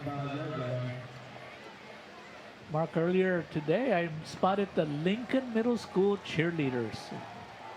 And also the Lincoln Middle School, it looks like there's a couple of football players here enjoying this football game. There they are, the Lincoln Middle School cheerleaders. Yep. Recently, they changed their colors a couple years ago to green and gold from the old purple and gold, because they've been a feeder school for Rowe High School. If you go to the Scotty Dome, Mark, you'll see banners all over the place that they have a tradition of winning national championships. Yeah, their cheerleaders have been very, very good under the direction of Miss Larissa Cantu, who's now the cheerleader coach at Rowe High School. And very few junior high schools win national titles, but Lincoln is one of the few. Eddie Villarreal gets the carry on first down, brought down by Barrera and Lalo Bosquez. Barrera continued to have a great night. Actually give him credit almost for a solo tackle. By the way, La Joya now over 150 yards rushing in this game.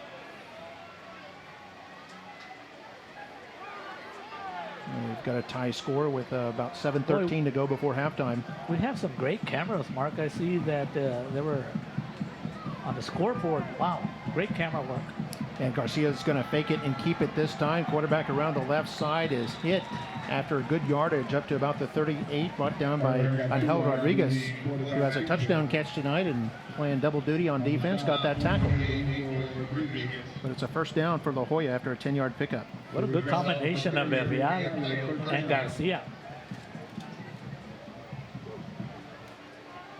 Ball spotted on La Joya 38.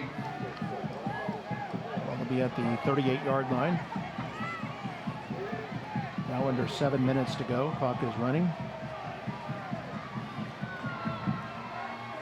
And shotgun snap to Garcia. Will hand off to Real. A hit in the backfield, but still fights his way forward across the 40 for a 3-yard pickup. Brought down by Barrera. Barrera again.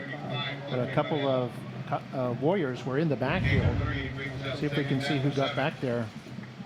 Yeah, Barrera was one of them, and he was able to hang on to Villarreal, who dragged him for about 3 yards. The Warrior defense, Mark, they're playing the run. They're playing the run. They're shooting the gaps. Yeah, Isaac Mata also in on that play. So 2nd down and 7. Shotgun snap, going to throw this flanker screen left side. It's caught and running up to about the 50-yard line. It's going to be close to a first down. Lalo Bosquez with the tackle off number 4, J.R. Rodriguez. And I spotted that they were shooting the gaps from up here, Mark. A quick pass, that's how you counter the defense. Pretty easy, safe pass for Irvin Garcia, but you're going to have to take more shots in the air if the Warrior defense continues to send a lot of the linebackers up in the blitz. 8-yard pickup there for a first down. 5:22 to play here in the second quarter as they hand it off. Villarreal once again up to about the row 46 before Mata brings him down. Defensive back Chris Neal has been pretty quiet, Mark. We haven't called out his number a lot. He usually does a great job, the captain, but it's because they're running a lot of these plays right up the middle and doesn't give him an opportunity to come up. Yeah, I was just going to say that if we're not calling Neal's name as much on tackles, that's actually kind of a good thing, because he's a safety and often the last line of defense. So it shows what a good job the road defensive line and linebackers are doing. As we take a look over the shoulder, the road defensive coordinator, Garcia is the quarterback going to keep it around the left side, and looks like he has a first down before Nori Ramirez brings him down. Then I think, did we have a late flag come in there? Yes, we do. So we'll see and Mark, what this is because about. There's a lot of focus on Eddie Villarreal. That's why those fakes work. I mean, anything that looks like Eddie Villarreal is going to touch. You're going to have a lot of defensive linemen and linebackers that go for that. Dead ball. Personal foul. Late hit, number 58 on This is a defense. big penalty. 15 yards into the run. Automatic first down. This is off defensive coordinator Oscar Torres right there. We'll take a look at the fake. And you saw a lot of the Warrior defenders going in that direction. And I think the penalty comes because of someone was piling on. The quarterback was already down. And they're not going to allow you to come there after he's on the ground to pile up on him. So that was a 12-yard run to the 34, then a 15-yard penalty for a late hit. Moves it to the 19-yard line in road territory. Handoff, fake handoff to Villarreal, and they're going to keep it as Garcia up to about the 16 for Puente and Alonso team up to bring him down. Eric Puente, the captain, and Josea Alonso. Bring up second down and 7. They're at the row 16, and clock still running at 4 minutes to go before halftime. This drive started with almost 8 minutes to go in the quarter.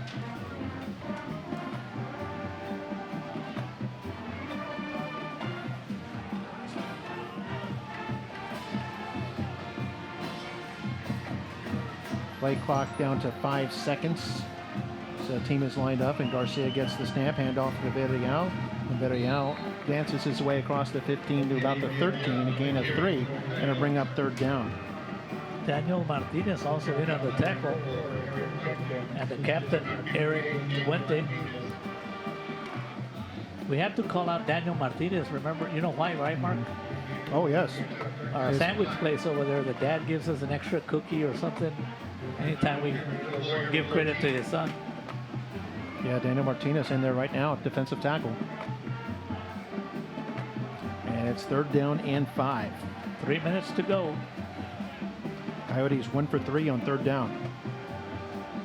But they've gone for it twice on fourth as Garcia looking for the end zone. Will throw this, trying to hit the slant route as it goes incomplete. It was intended for 18 Irvin Zamora. And bring up fourth down. And here's where we find out if the La Joya Coyotes have a good field goal kicker, Mark, because what are you looking at? About a 31-yard field goal from here? Yeah, probably 31 yards. The ball's right up, right in the middle of the field. And would have the wind in their face. So we'll see what they decide. Looks like they're probably going to call timeouts. There's 12 seconds left on the play clock. They do have one timeout remaining. And now they call timeout. So that La Joya will be out of timeouts, facing a fourth down and 5 with 2:51 to play here before halftime. Let's go ahead and take a quick break. We'll be back with the fourth down decision in just a moment. This is Football Night in McAllen.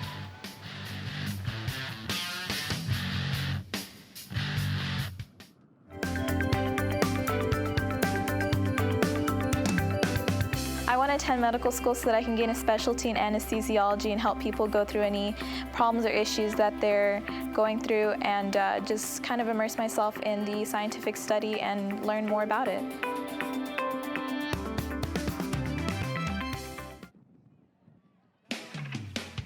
And we're back here on Football Night in McAllen, and boy, we've got a beautiful full moon and a scary one at that. Look at the clouds. Looks like special effects in a Dracula movie, but that's really happening in real time here. So we take a look at that moon overlooking the beautiful McAllen Veterans Memorial Stadium. You can see the weather report there. Winds out of the southeast at about 10 miles per hour. It's a bit of a factor, I wonder, in Coach Ruben Farias' decision not to try the 31-yard field goal, but instead to go for it here on a fourth down and 5 at Rowe's 13-yard line. Just under 3 minutes to go in the second quarter, and they'll snap it. They'll fake it to Villarreal. Garcia to keep it around left side. His hit goes forward across the 10 to about the 9. Looks like he might just have enough as Vasquez and Puente bring him down. And they had Irvin Garcia. The Warrior defense had him. Yeah, they had One time several he breaks chances a at tackle, him. second time he broke a tackle, third time he broke a tackle. So give credit to Irvin Garcia doing a good job of running with the ball. What a combination, no, Mark? The moon And the and the Coyotes. Hey, that's good. Those Coyotes are in the house. You're better than Wolfman Jack. All right, 2:15 to go. We're at the first and goal at the 8. Going to hand off to Villarreal. It's going to be wrapped up for no gain. Martinez in there on the tackle, along with Puente. And I think, Daniel Martinez getting the first man there. And Daniel Martinez also goes both ways, Mark. He plays offensive line. You're right. Eric Puente. Eric Puente's had a great night. Also, who was it, Jesse Garza? The two defensive tackles teaming up. So we see Martinez, number 58. Clock is under 2 minutes to go now. This drive started at 7:48 on the clock, so now over 6 minutes old. Second down and 9. Second and goal. They have passed to the left side, and I think there was a whistle. Here? I think there was a whistle on it. No, J.R. Rodriguez caught the ball and went into the end zone, but I believe the whistle stopped it. Ball start on the offense. Number 18, 5 yards. Remains second down. A 5-yard penalty against La Joya. So they blew the whistle dead before the play started. And all the players you could see kind of hesitate out there, allowing Rodriguez to make a catch and trot into the end zone. But it won't count. They'll move it back to the 14-yard line. So clock is moving at 1:17 to go here before halftime. Second down and goal from the 14. Probably 4-down territory here for La Joya. Say snap it, give it to Villarreal. Flag goes down as he fights his way up to about the 11. You know, you would think at this time of the year that those flags, Mark, wouldn't be coming down as often. It might be a penalty on the Warrior defense. Nope. Flag on the near side of the field. During the play. Offside. It is on the Warrior defense. On the defense, 58. Thank you. 5 yards previous spot. Telling. Remains second down. So that gives the penalty yardage back. So it'll be second and goal from the 9, just like it was a moment ago. We're now in the last minute of the second quarter. So if anything, La Joya has burned up most of the time here in this second half. They fake it to Villarreal, and this is Garcia with a convoy to the right side, hit at the 5, and then forced back by 3 Warrior defenders. Chris Neal in there, along with Daniel Martinez and Eric Puente. And I'll bring up third down and goal. And the 35 seconds left and counting. La Joya is out of timeout, so they cannot stop it. They better be careful on the next play, Mark. If they don't get it, if they run with the ball and they don't get a touchdown, they better be careful. So third and goal, up the middle is Villarreal. Fighting his way is down near the goal line. Don't see a signal yet. We're at 15 seconds. It'll be fourth and goal. They're going to have to line this up quickly. They cannot afford to clock the football. They're lining up fourth and goal inside the 1. Quarterback sneak. He's not going to get it. There's a penalty on the defense, I think, Mark. There is a penalty flag down. You're right. Might have been movement as they were trying very quickly to get that snap. Clock stops with 3 seconds left. Villarreal was stopped inside the 1 after a 4-yard gain. So here we go, Mark. I would give it to Eddie Villarreal. Offside the defense, number 58. After just the goal, remains fourth down. So that's against. Now they're going to start the clock. There's the clock. They snap it to Garcia. Hand off Villarreal. Oh! He fumbles the football. It's going to be down inside the 1. Mark. And either way, the half is over, and La Joya does not score. Let's take a look at the replay. Who made that play, the first hit? Another flag on the field, Mark. Is it on the defense again?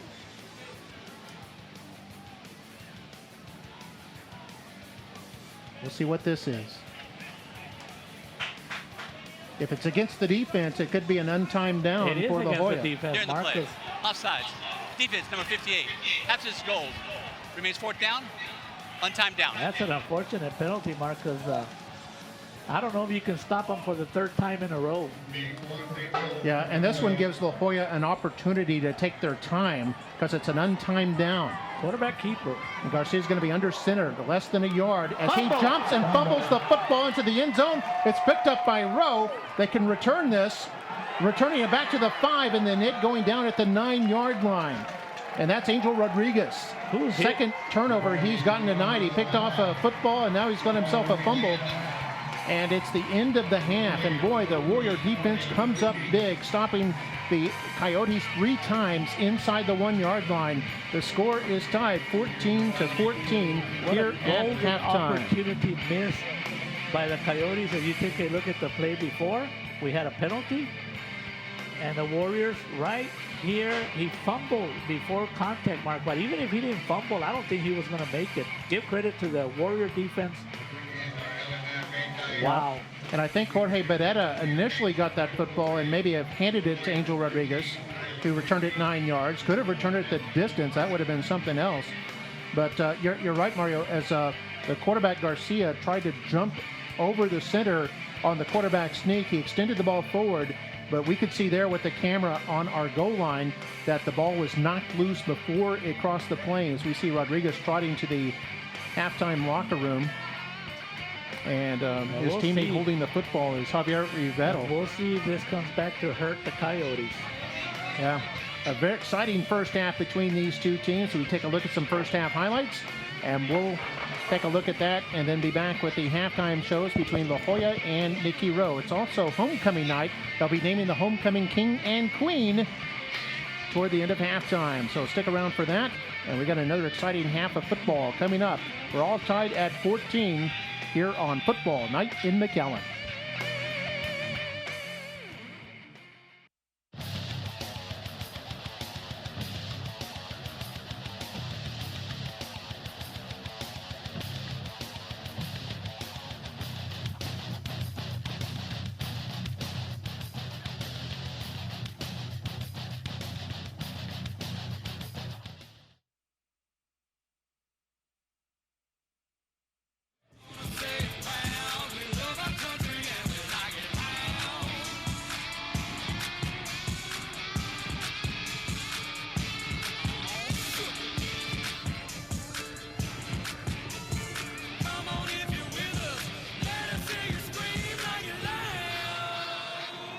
Introducing the 2017-2018 Gillette officers. Sergeant Isela Herrera. Lieutenant Natalie Leal. Co-captain Rebecca Ramirez. Captain Abigail Gomez. Major Iridian Reyes. Social officers are Aide Sanchez, Cladel Rodriguez, and Alejandra Guerra. Ladies, take it away. The Julettes are under the direction of Miss Everest Guerra. This week's Julette of the Week is Brisa Tovar and Nene Lozano.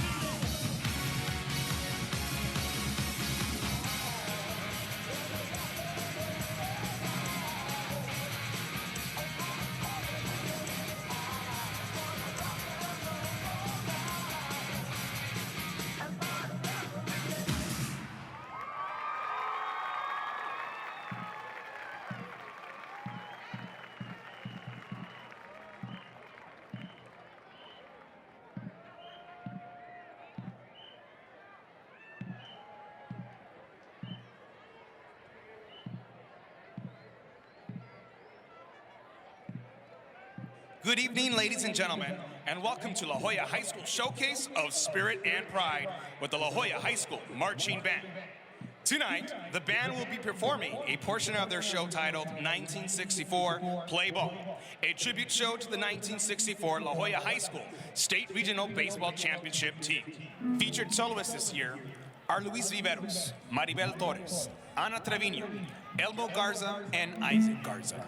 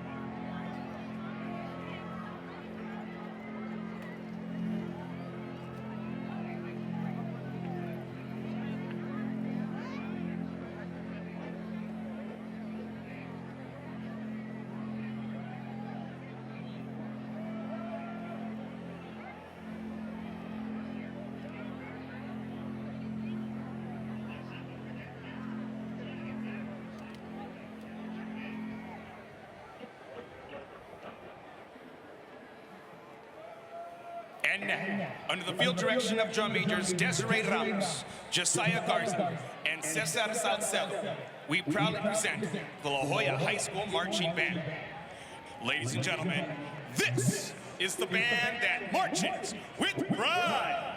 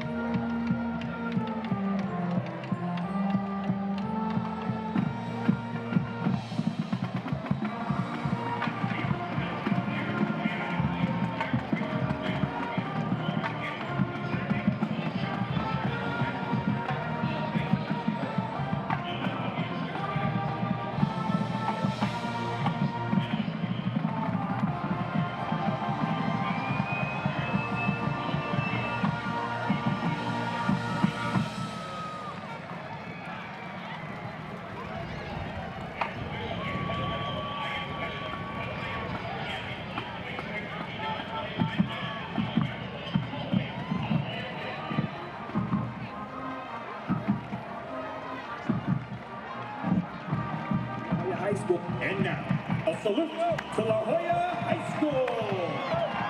Head band director for La Joya High School is Mr. Marco Aronga Maria. Assistants are Javier Adamo, Marisa Hernandez, and Nicole Garcia. Color Guard director is Miss Everest Guerra. Color Guard assistant is Miss Liza Ramirez. La Joya High School principal is Mr. Antonio Cano. Head administrator of Fine Arts is Mr. Ruben Adamo. Superintendent of schools is Dr. Alva T. Benavides.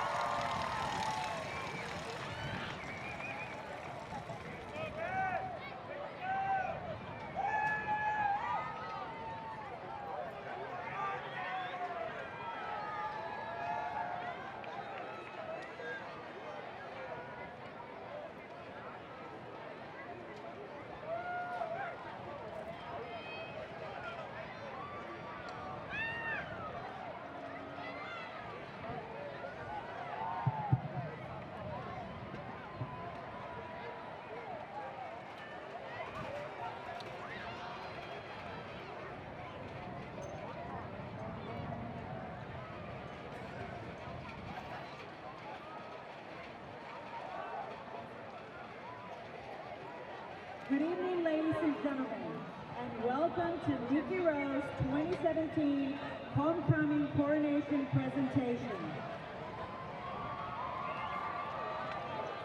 It is with pleasure that I introduce our Student Council sponsors.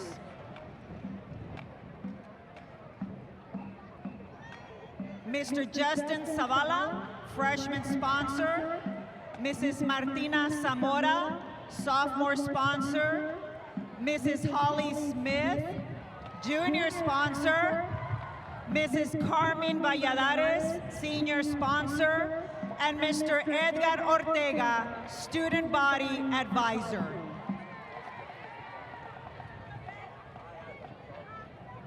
On behalf of our superintendent of schools, Dr. Jose A. Gonzalez, our board of trustees, our principal, Mrs. Monica Kaufman, and our administration and staff, we wish to welcome you to this year's Homecoming Halftime Program, where our 2017-2018 Homecoming King and Queen will be crowned.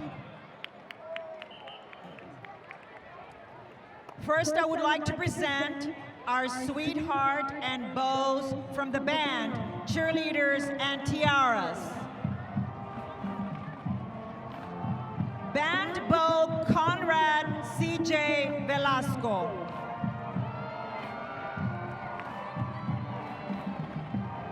Band sweetheart Angela Arzola.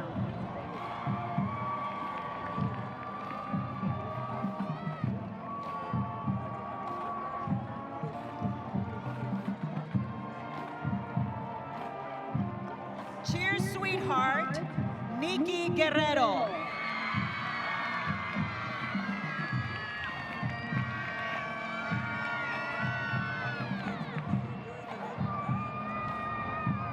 Tiara of the week, Madeline Garza.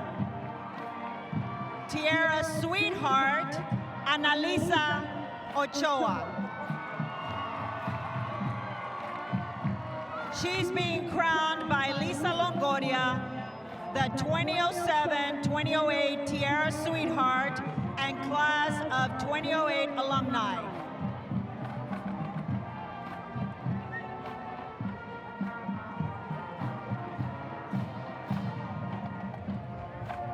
The band is under the direction of Robert Garza, Abel Ocañas, Marisol Robledo, Denise Rodriguez, and Henry Castillo. They will be playing When You Wish Upon a Star.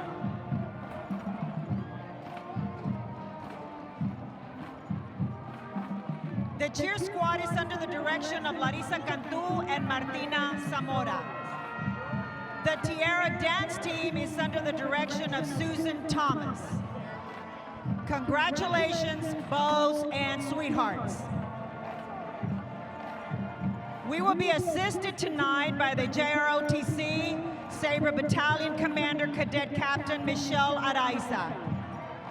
Sabre Battalion members are Cadet Sergeant First Class Felicia Rodriguez, Cadet Captain Monica Flores, Cadet Staff Sergeant Kareem Perez, Cadet Sergeant First Class Alicia Rodriguez, Cadet Staff Sergeant Evelyn Tierra Negra, Cadet Sergeant First Class Carlos Lopez, Cadet Captain Alexa Guevara, Cadet First Sergeant Laura Torres, Cadet Sergeant First Class Isabela Rodriguez, Cadet Sergeant First Class Nathan Rios, Cadet Sergeant Major Cesar Guerrero. We would like to welcome back the class of 2008 who are celebrating their 10-year reunion, and the class of 1998 who are celebrating their 20th year reunion. The 2008 Homecoming King and Queen, 1998 Homecoming King and Queen. Let us begin with the introduction of the homecoming court. Freshman Lord Eric Salinas, escorted by Priscilla Rodriguez. Eric is a member of our football and basketball programs. He enjoys going fishing with his grandpa and plans to attend Texas State University upon graduation and plans to join the Air Force. Freshman lady Jesely Caratachea, escorted by her parents, Mr. and Mrs. Caratachea, and her little sister, Juliana Caratachea. Jesely is a member of our volleyball, golf, and powerlifting programs. She enjoys going hunting and fishing with her dad. She plans to attend Texas A&M Aggies and seek a degree as a veterinarian. Sophomore Duke, Josiah Alonso, escorted by Maribel and David Alonso. Josiah participates in our football and basketball programs. He plans to attend Texas Christian University upon graduation. Sophomore Duchess, Natalia Barrientos, escorted by her parents, Claudia and Jose Barrientos. Natalia is a member of our dance and soccer team. Upon graduation, Natalia is planning to attend Texas A&M College Station. Junior Prince, Alec Ramirez, escorted by his parents, Margaret and Ponciano Ramirez. Alec plans to attend Washington University and major in forensic science. Junior Princess Serena Barajas, escorted by her parents, Dalila and Narciso Snake Barajas, Serena plans to attend Texas A&M College Station and major in forensic science. Senior Prince Michael Dickus, escorted by his parents, David and Anna Dickus. Michael is an active member in the Business Professionals of America program. His plan after he graduates is to join the Marines. Senior Princess Esmeralda Zamora, escorted by her parents, Hector and Martina Zamora. Esmeralda is a four-year varsity cheerleader, a member of the National Honor Society, McAllen ISD Student Ambassador, Health Occupation Students of America, FFA Vice President, and Hidalgo County Cotillion. Esmeralda is a two-time USA All-American cheerleader invited to participate in the London New Year's Parade, Rio Grande Valley Livestock Show Cover Girl runner-up, Junior Miss Texas Galaxy, and the September Rotary Student of the Month. Her future plans are to attend Texas A&M University and pursue a degree in veterinary medicine. Senior Prince Nathan Mata, escorted by Danny and Nara Mata. Nathan is very involved in the choir program here at Rowe. After he graduates, he plans to attend the University of Texas, San Antonio, and major in law. Senior Princess Analisa Ochoa, escorted by her parents, Gloria Garcia and Herman Ochoa. Analisa is our Nikki Rowe Tiaras Major and is a member of the National Honor Society, FCA Christian Organization, and a student ambassador for McAllen ISD. Upon graduation, she plans on attending Texas A&M University to study dance, science, and kinesiology.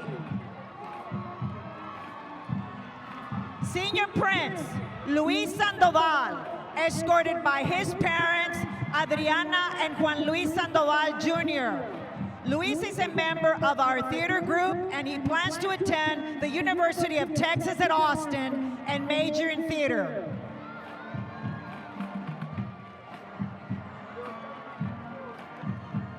And now the moment we have all been waiting for, the 2017 and 2018 Homecoming King is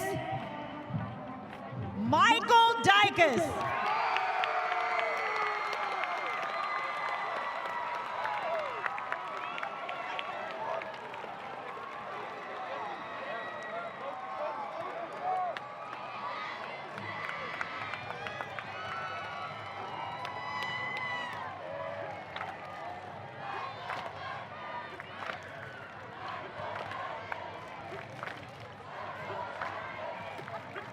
And now, our homecoming queen is Analisa Ochoa.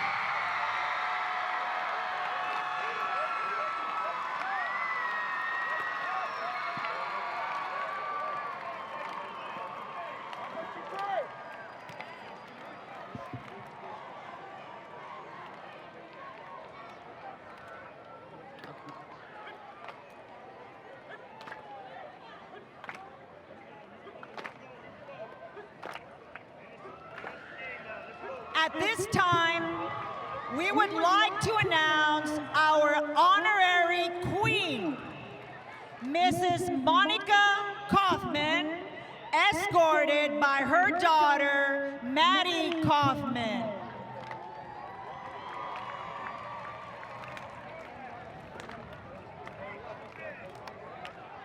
Congratulations to our homecoming court and our 2017-2018 Homecoming King and Queen. Now let us all stand up and cheer as our Mighty Warrior Band plays the fight song.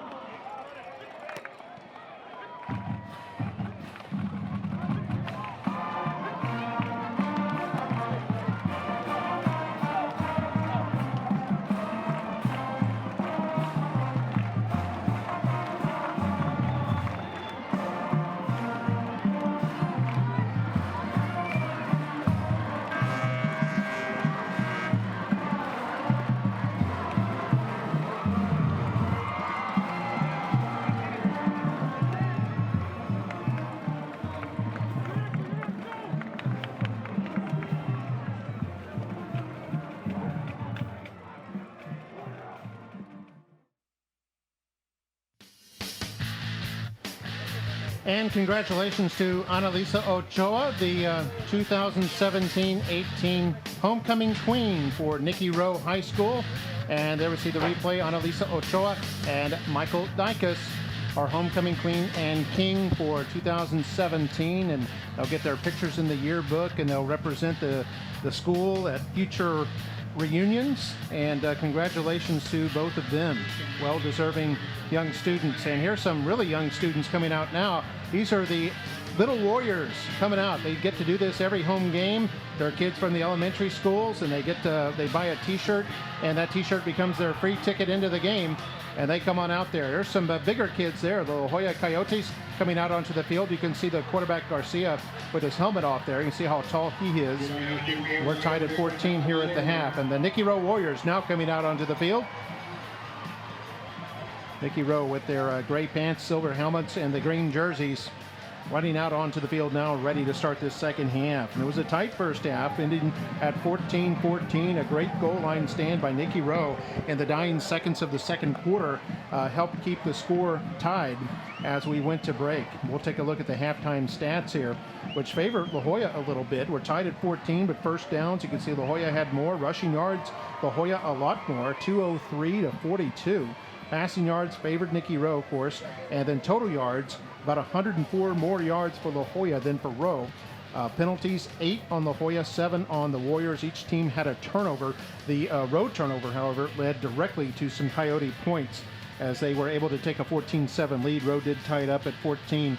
And that's where we are at the half. Touchdowns for Rowe by Rodel Garcia and Adrian Bernal. Touchdowns for La Joya by Robert Torres and Eddie Villarreal. But it was a big goal line stand, Mario, at the end of the first half that kind of maybe shifted the momentum in Rowe's favor. Well, we'll see here, because La Joya will get the ball to start off the second half.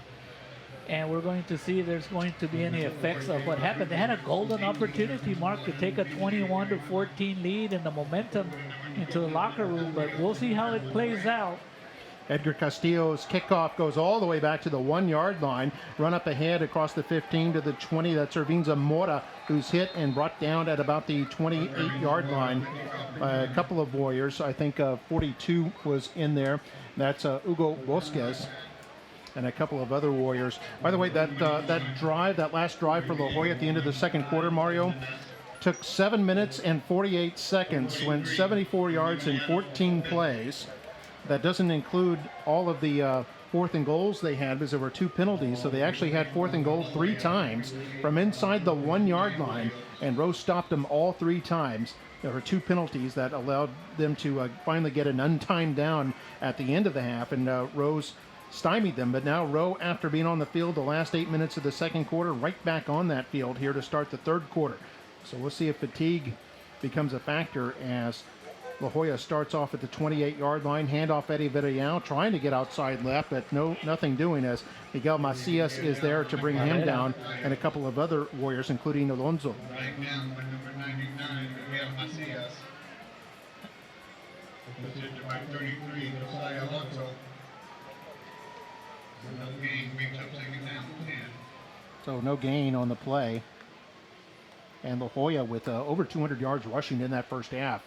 Over 200 yards, but that yard that they didn't get might come back to hurt them. And that keeps the score tied at 14. So 2nd down and 10. They'll give it to Villarreal once again. This time he has a little more room across the 30. He's still churning at about the 34-yard line before Mata brings him down along with Angel Rodriguez.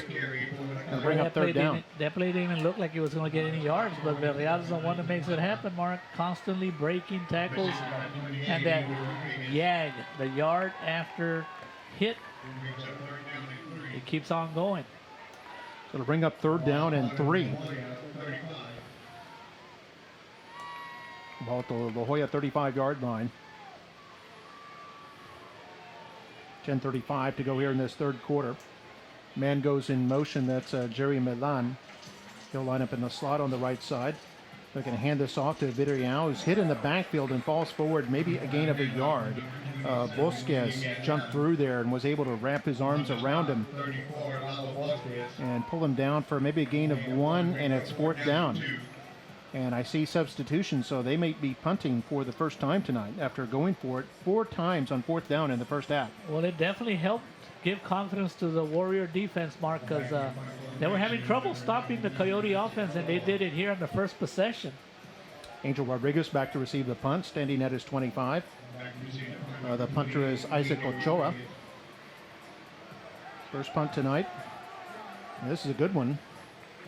Oh, the sail's out of bounds.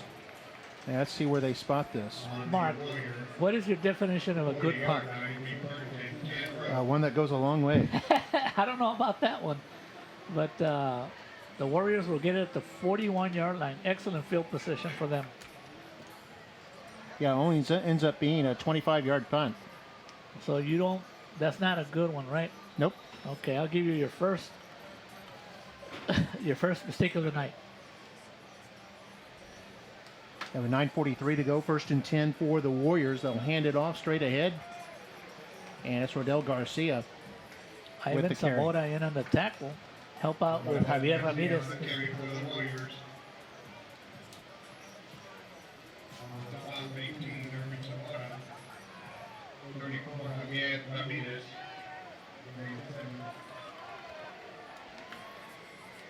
So a gain of 6 on the play. 2nd down and short as Garcia on 2nd down brought down. Looks like a loss of yards. Nathan Gracia,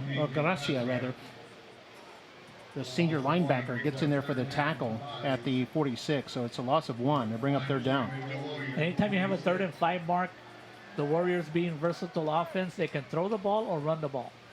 Warriors 0 for 2 on 3rd down in this game. So they're going to flip this to Signs around the left side. That's a lot of room. 1st down and more. And all the way into La Jolla territory down to the 41, but a flag down right where he turned the corner.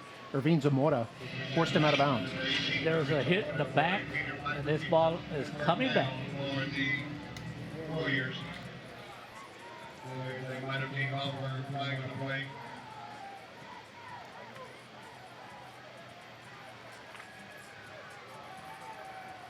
And that's got to hurt, Mark. Anytime you have a penalty that brings back a 1st down opportunity, those are the ones that hurt. The juniors who won the homie. Keep up the spirit. Go Warriors.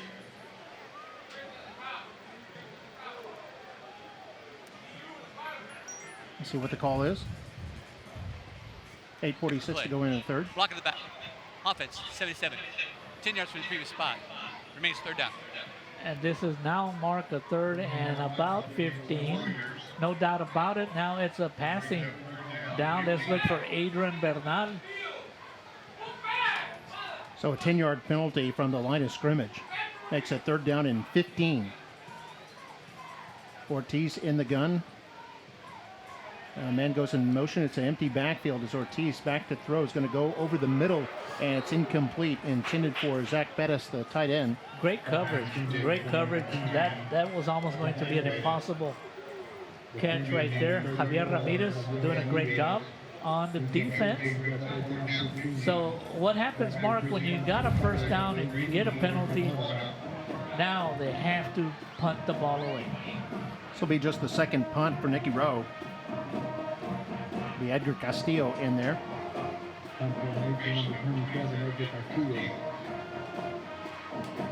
Castillo standing at his 23-yard line.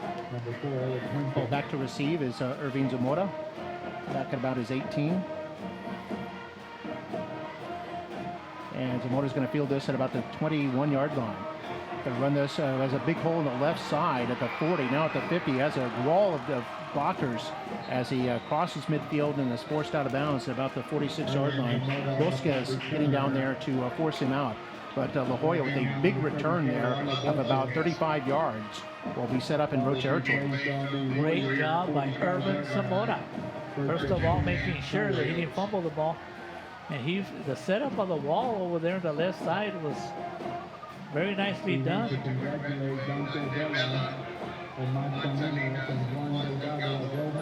Clock stopped with 8:19 to go here in the third. La Joya with excellent field position at the row 45. 2 receivers left and 2 to the right. They hand off Villarreal up the middle, breaks through the line of scrimmage and fights his way up to the 42. Gain of 3 on the play. Who got that tackle? Jose Alonso and Lalo Bosquez. Man, they got to have double-digit tackles already, Mark. We keep calling their names out. Yeah, they give him a gain of 3. We're under 8 minutes to play here in the third. Still tied at 14. So La Joya comes out, same formation. 2 receivers left, 2 to the right, with Villarreal in the backfield along with Garcia in the gun. They'll give it to Villarreal, and Villarreal hops his way to about the 37 before Puente wrestles him down. It'll be 3rd and 2. You got to think, Mark, it's a 3rd and 2. It's got to be 4 down territory, and nothing fancy. Either a fake to Villarreal or a handoff to Villarreal.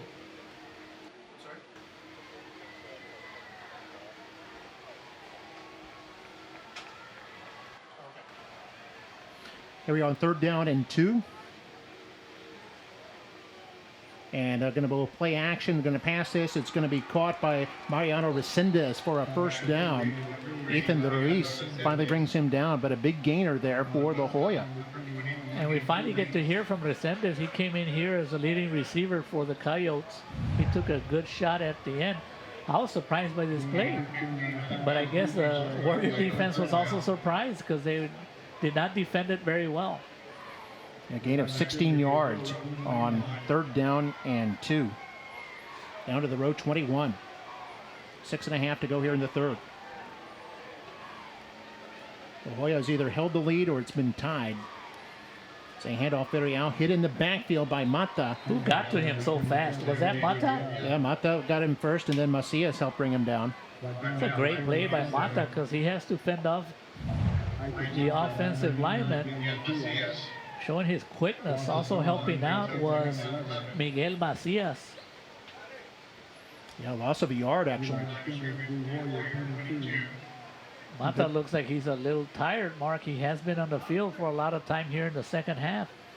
This drive started about 2.5 minutes ago. But they had that huge 8-minute drive at the end of the second quarter as Garcia keeps it here. So a little bit of blocking as he's wrestled down at the 21. And it's going to be a gain of only 1.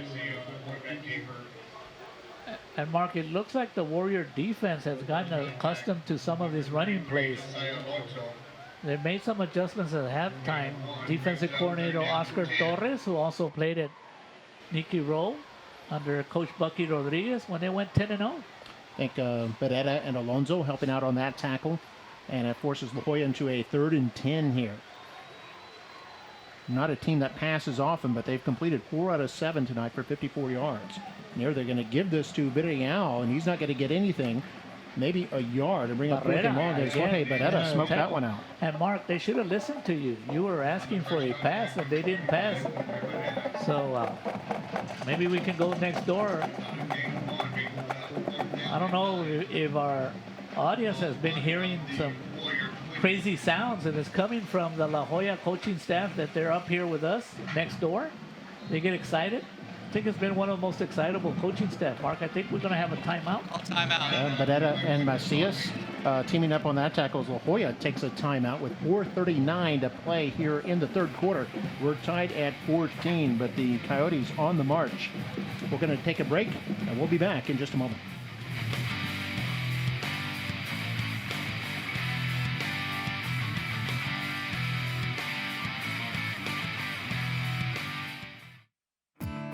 Give us a chance to get to know you better. Honesty, integrity, and quality of service. Rio Bank, your kind of bank, your kind of banker. Back here on football night in McAllen, we're tied at 14 here in the mid-third quarter. La Joya with the ball at the road 20-yard line, but facing a 4th down and 9. They've gone for it 4 times in this game on 4th down. They're 2 for 4. And it looks like they're going to go for it again here. They had a 4th and 8 play back in the first quarter that they turned into a touchdown. And we'll see what they can do here on 4th down and 9 from the road 20. Shotgun snap, going to play action, looking to pass, throws it over the middle and into the end zone, incomplete. And it'll be a turnover on downs. This is intended for Mariano Resendez on a post route. He was well covered by Rowe. I think it was Chris Neal who had the coverage. I think Neal has been matched up against Mariano because Mariano came in here as a leading receiver for the Coyotes. He had time to throw, and he looked like he was open. Listen to it on your phone or other device. It will be available to view. So Rowe will take over at their own 20-yard line as they hold off La Joya. Twice La Joya drives have ended inside the red zone as we see a shovel pass that goes for big yardage here. Looks like Angel Rodriguez tackled by Nathan Gracia all the way out to the 36-yard line. It's a big 16-yard pickup and a first down.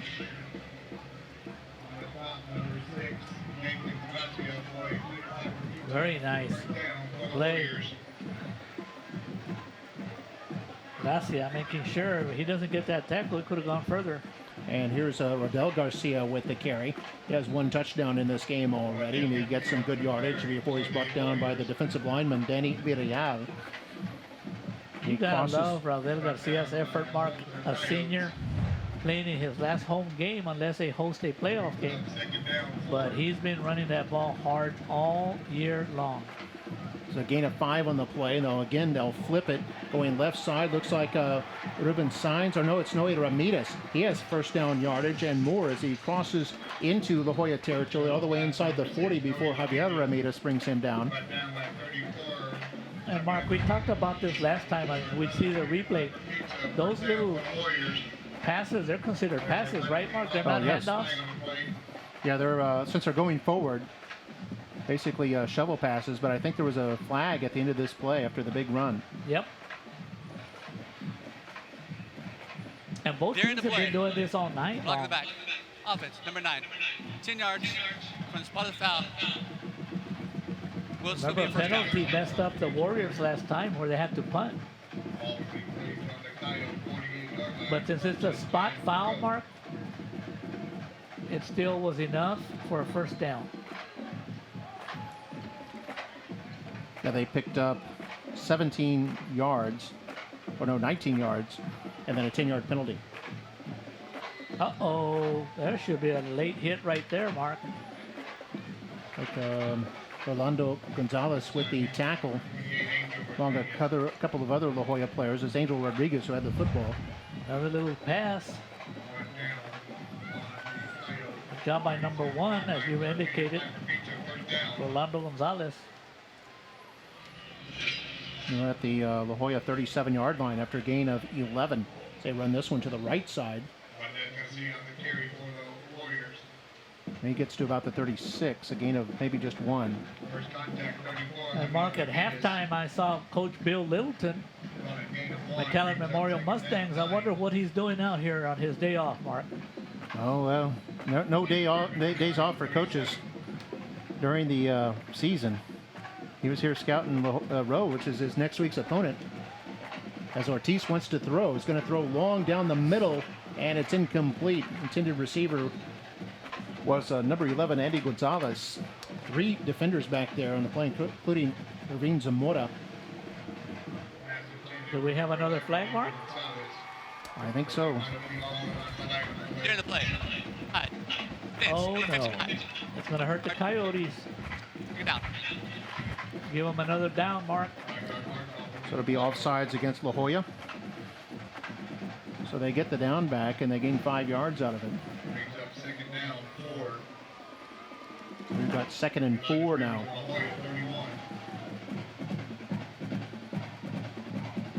Got a wingback in there on the left side. Rodel Garcia behind the quarterbacks. They put a man in motion, going to flip it to him. It's Noe Ramirez trying to turn around to the left side. Is hit in the backfield as he crosses the 30 and gets to about the 29. Danny Villarreal with the tackle. It's only a 2-yard pickup, and it'll bring up third down. A good run by Noe Ramirez that it actually looked like he was going to lose yardage. The last lunge right there was at least able to gain at least 2 or 3 yards on that lunge. It makes it a 3rd and 2nd, 3rd and 2. And there's a handoff straight up the middle. Rodel Garcia looks like he has the first down as he fights his way up to about the 25. Good Brought down blocking by up the middle, Mark. Ian Good Delgado. blocking up the middle, Mark. Because actually, Ravel did not get hit until after he already had the first down. By the way, first 3rd down conversion for the Warriors tonight. They hand off Garcia again. This time a gain of about 2 to the 23-yard line. Brandon Garcia with the tackle.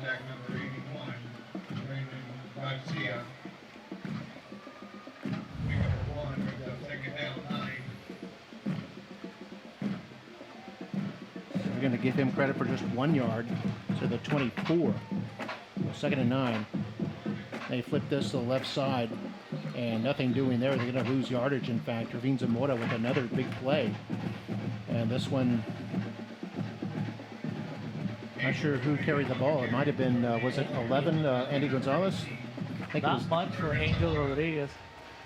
Oh, no, it was Angel Rodriguez on the carry.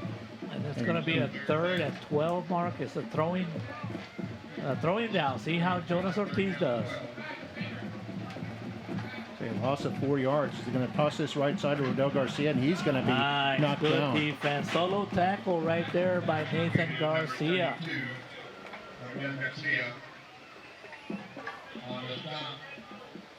Yeah, that'll bring up 4th down and long. Nathan Gracia. Excuse me, not Garcia. Nathan Gracia.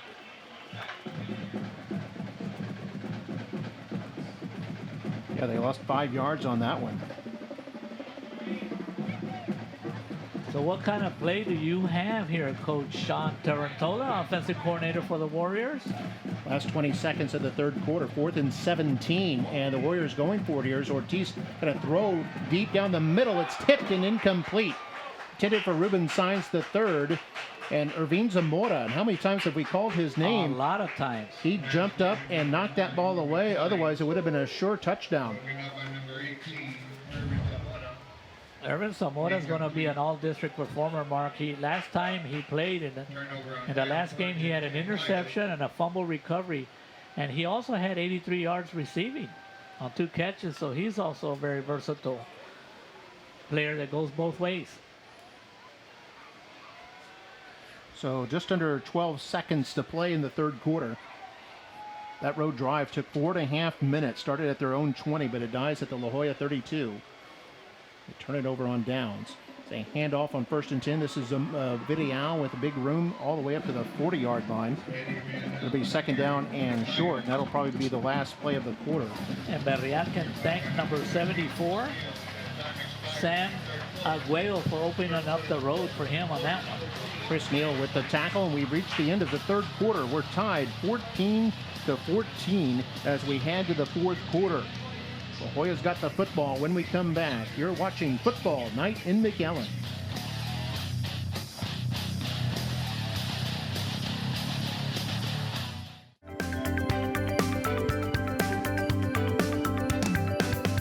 Right after graduating high school, I want to do an exchange program and maybe go study in Italy, which is a little island called Sardinia.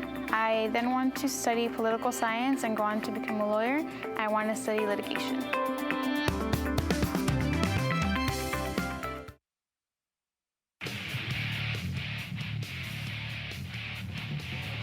So there we see the Rowe student body all excited here on this homecoming night. And first play of the 4th quarter is a big play to Eddie Villarreal. Flag goes down as he crosses the 50 all the way to about the row 47, a pickup of about 13 yards. He's going to have a holding mark, so they're going to bring it back. Didn't get a chance to congratulate all the Warrior graduates who are here tonight for this homecoming game. 10 yards from the previous spot. Remains second down. And Mark, maybe this plays work because of the penalties, but there's been at least 6 or 7 occasions where big plays and you get a penalty. It doesn't seem to faze La Joya. They just come right back with another big run.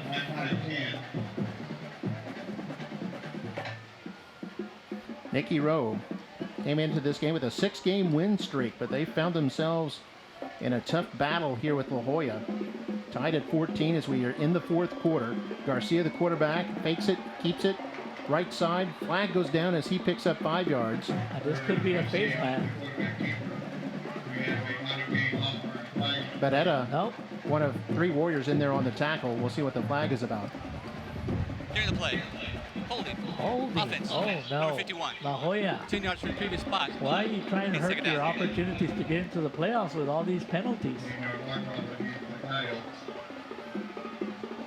Yeah, this is back-to-back 10-yard mark-offs. So first and 20. Obvious It holding comes right first there. and 30. In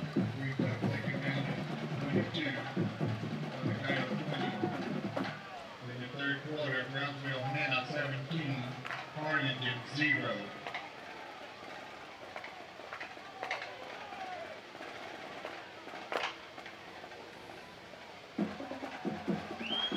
Joya up to 85 yards in penalties as they go screen right to Villarreal. Caught at the 20, now up to the 30-yard line. Had some good blocking there and gets all the way up to the 32-yard line. Gain of 12 on the play.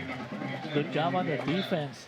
It's a side mark. That looked like a big, as it was evolving, the screen pass, it looked like it was going to go for big yardage. There's members of the road drum line having fun on the track. Row band had a busy October as we got a timeout on the field right now as they competed in the Bands of America competition.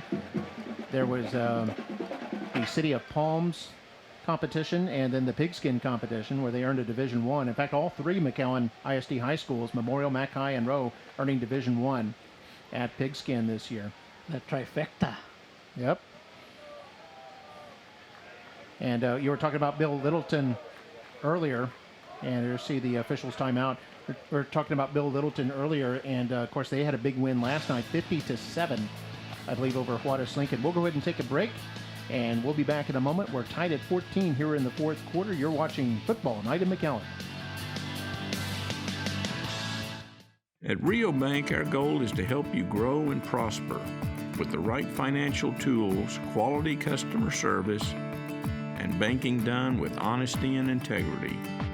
Rio Bank, your kind of bank, your kind of banker.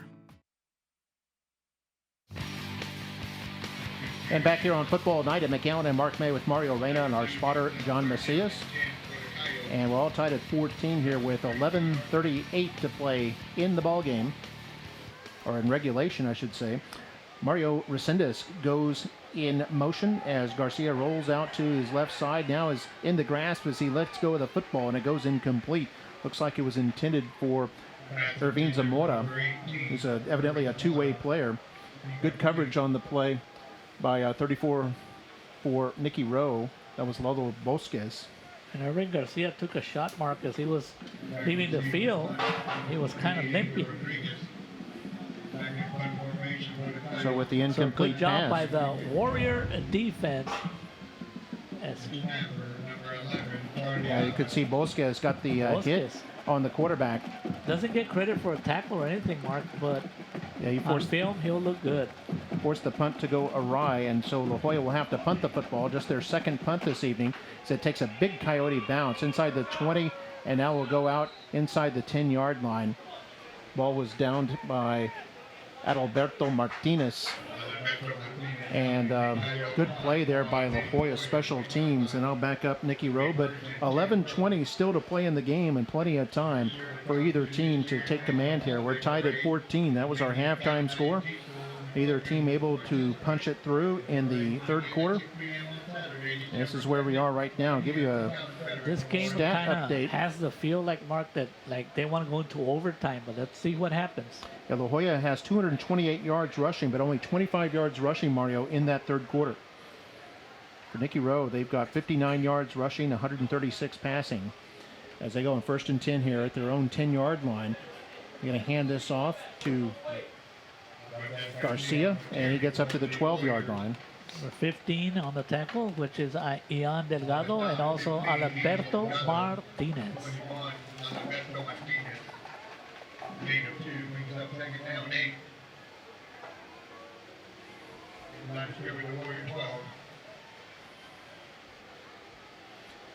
They're going to give this to Noe Ramirez now, going around the left side, and he's going to be hit and go down at about the 11-yard line.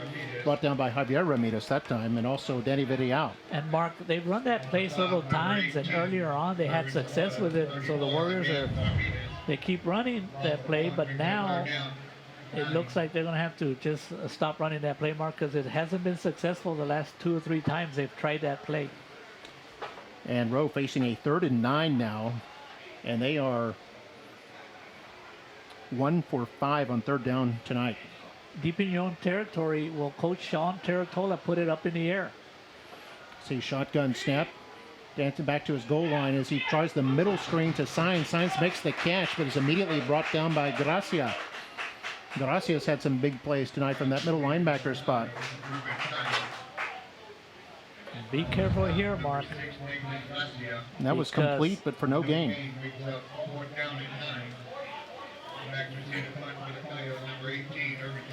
Be careful with Irving Zamora. He's a very, very good athlete. Coach Tarantola a little disappointed that the Warriors were not able to move the ball. And Irving Zamora is back to receive the punt, standing in road territory at the 45-yard line. As Edgar Castillo, the punter, is standing in his end zone. A little bit of a rush, but he gets this off. And Zamora has it at the 46.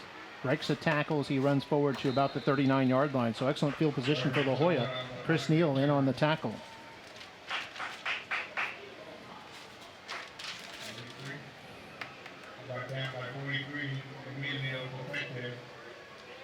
Also in on the tackle was number 43, Emilio Topete. This ball will be at the row 39-yard line with 9:14 to play here in the 4th quarter. Got a tie game, tied at 14. We're tied at 14 at halftime. No score in the 3rd. But this is just, I mean, if you're going to start your offensive possession at your own 39-yard line, Mark, I don't know how this Warrior defense will do. What can they do to stop the Coyotes? Well, they've done a good job here in the second half. Here's Villarreal up the middle. And Villarreal has a good run up to about the 31 before Bosquez wrestles him down. Villarreal, very impressive, Mark. He has to have close to about 150 yards rushing. He's just powerful, quick. He can go inside. He can go outside. As a team, just a sophomore. 236. Him and another sophomore, which is Campbell Spates, are going to be battling to see who ends up as the district leading rusher. So 8-yard pickup. It's 2nd down and 2. They'll give it to Villarreal again, going around right tackle, and he's got room. He's got the 1st down, breaks another tackle to 25, now inside the 20, and carries a defender all the way down inside the 20 to about the 16-yard line before Bosquez finally brings him down. And this is where the Coyote offense hurts themselves, Mark. They have been moving the ball, but they have problems scoring. Either a penalty or a bad play hurts their causes. Let's see if they can stay consistent. It's a gain of 15 on the play. See, also in there on the tackle, Bosquez. 8:04 to go as Villarreal going around right tackle. Slices past one defender as he goes inside the 10 to about the 9-yard line. Then Alonso and Bosquez teaming up on that tackle. And let's give credit to the La Jolla offensive line, Mark. They are taking control of this game by pushing back.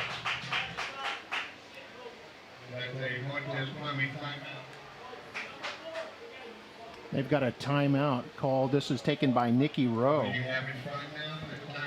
2nd down and 3 for La Jolla at the 9-yard line. So they can pick up a first without scoring. And the score tied at 14 with under 8 minutes to go here.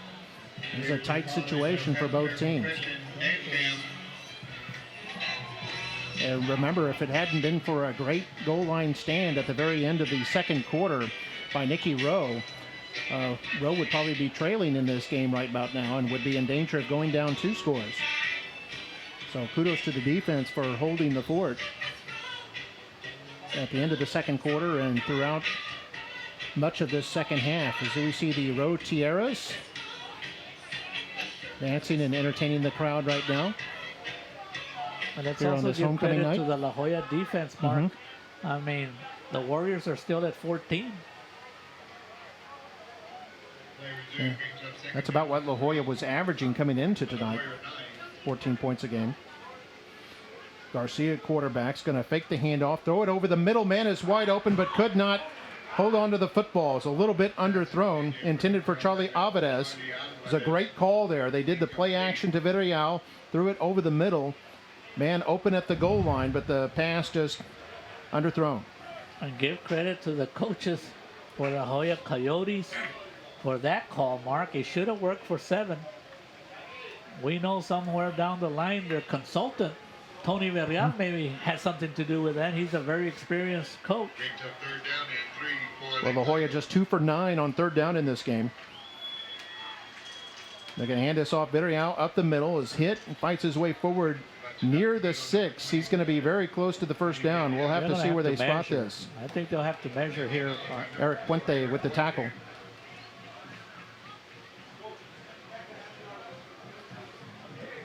He needed just shy of the 6-yard line. And it looks like it's going to be 4th down, Mark.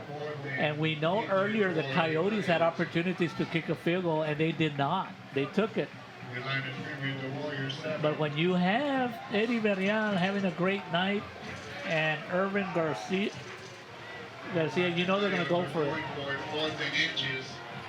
Here they go, 4th and less than a yard from the 7-yard line. It's Eddie Villarreal time. And a tie ball game. They're going to give it to Villarreal. Straight ahead is hit. Goes down. He's not going to get it. No. He's not going to make it, Mark. Great stand by the Warriors. For the second time tonight, they have allowed La Jolla inside the 10 and turned the Coyotes away with no points. They've called timeout for a measurement, but boy, it did not look like he got anywhere near that 6-yard line. They're going to spot the ball a little bit beyond the 7. That's, in my opinion, a generous spot. Where's my camera angle here on this one, Mark? You're right. It is a generous spot. See where it is now, and it's just short. Wow, Mark. Maybe by about 6 inches. See the row coaches running out there. And you're right, Mark. I thought he got hit a lot earlier than where they put the ball down, but we don't have that good angle. But now it's time for the Warrior offense, number 1 ranked. They haven't been moving the ball, Mark, because the La Jolla defense, also ranked number 1, doing a fantastic job. If they don't move the ball, Mark, you know what happened the last time. The Coyotes ended up with good field position, so the Warriors need to get a couple of first downs. So the Warriors, a huge defensive stand for the second time in this game as Ortiz wants to throw. It's going to throw long down the right side, and it's going to be end up incomplete.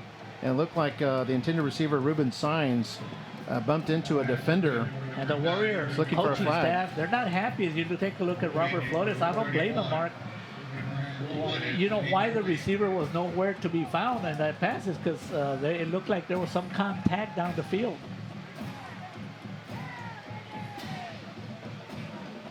Yeah, Coach Flores quick to point that out. Oh, we have a roughing the passer, Mark. Take a look at the coaching staff for the Warriors. They didn't get this penalty up the field, but they got a roughing the passer. So, and that's a big 15 yards, Mark, because it puts the Warriors in a better field position. Yeah, they can be a little bit more liberal with their play calling now that they're outside the 20-yard line to the 21. So roughing the passer, 15 yards, automatic first down. put a man in motion. They're going to hand off to Garcia, going straight ahead up the middle, and fights his way up to about the 25-yard line before Gracia brings him down. None other than Nathan Gracia. He's going to make all-district performer just of this game, Mark. He and Irving Zamora had a big game for this La Jolla team. So we see Garcia scored a touchdown back in the first half. Took that one for 4 yards. Second down and 6. And now he's got a whistle. Penalty. False start. Number 59. 5 yards from each spot. Remains second down. It's a 10th penalty on Nikki Rowe in this game. There have been 12 on La Jolla. The Nikki Rowe band. Will we get to overtime or will somebody score, Mark? Oh, they're really getting into it. The tiaras and the band students. Look at that. They do a great job under the band director, Mr. Robert Garza. There's play action for Ortiz. Going to throw it long. Man is wide open and couldn't make the catch. Intended for Ruben Saenz. And he was wide open at about midfield. That likely would have been a touchdown. What a huge play, Mark, and what a beautiful pass by Jonas Ortiz.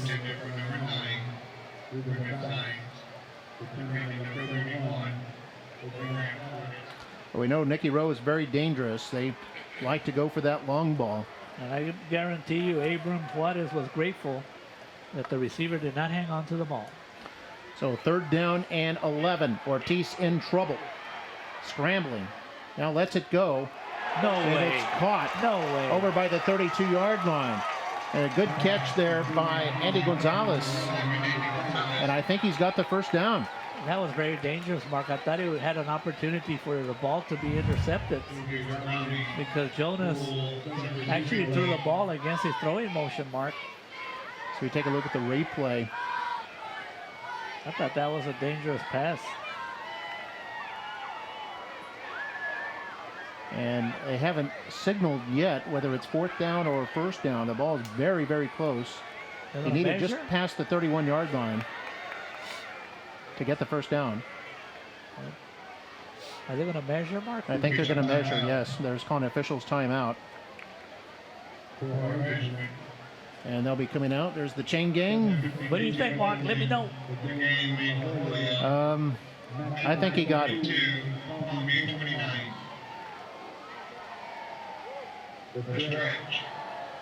Oh, he's at the nose of the football. That's a first down, no, Mark? I think that's a first. No, he's saying. Oh, look at that. About 2 inches short. Would you go for it, Mark, in this Wow, this is tough. I mean, it's fourth down and maybe 3 inches, but you're in a tie game with 6:07 to go. If you turn it over on downs, La Jolla has a very short field, less than 35 yards to go. My feeling is to go for it because it's so short. All the quarterback has to do is just kind of lean forward to pick it up. They're going for it, Mark. The crowd getting into it now. Rowe 1 for 2 on fourth down in this game. Since Ortiz is not under center, Mark, look for Raudel Garcia. Yeah, he's going to be in the shotgun on fourth down and about 3 inches. They put a man in motion. They give it to Garcia. Has a hole.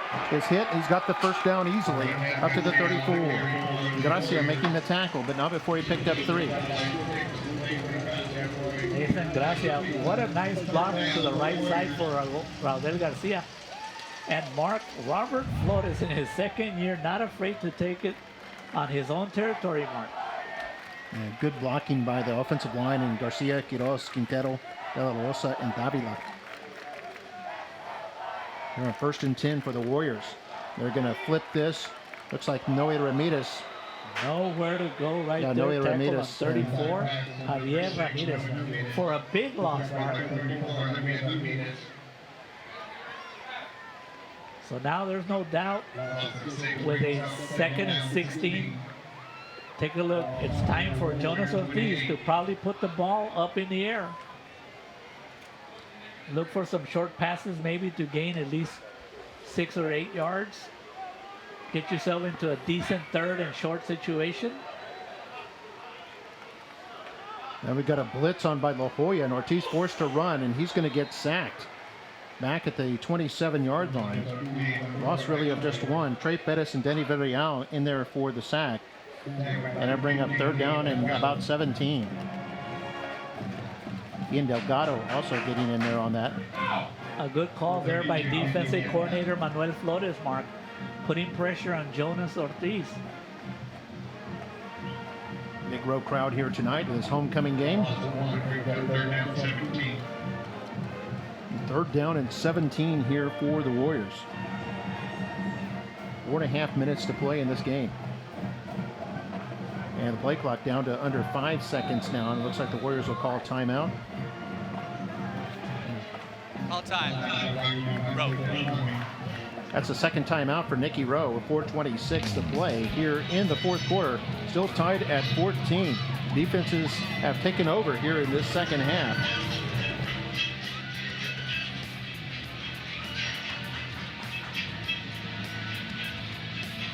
Warriors 2 for 3 on fourth down here in this game. We'll see what they decide to do. We'll take a break. We'll be back in just a moment. We love a good game, but here at Bogus, we don't believe in games and gimmicks when you're buying a new vehicle. Just real deals, friendly service, and fair prices. It's better at Bogus, in Harlingen, in McAllen, and always at bogusford.com. And we're back. We're taking a look at the Chase Bank Tower downtown. I believe one of the local TV stations is headquartered there, Telemundo. And right now it's third down and 17 for the Nikki Rowe Warriors. They are 1 for 8 in this game on third down. 2 for 3 on fourth down. Does Coach Tarantola have a special play, Mark, that he's never run, that's not in the scouting report? Now's the time to bring it out. And we see Coach Flores' shoulder. There's a big play right here. Warriors at their own 27. We'll send a man in motion, empty backfield now for Ortiz. He wants to throw. Flushed out. Throws it over the middle, and it's going to be incomplete. That could have been intercepted, Mark. Zach Pettis and Rodel Garcia both in the area. Irvin Zamora. He's got a nose for the ball.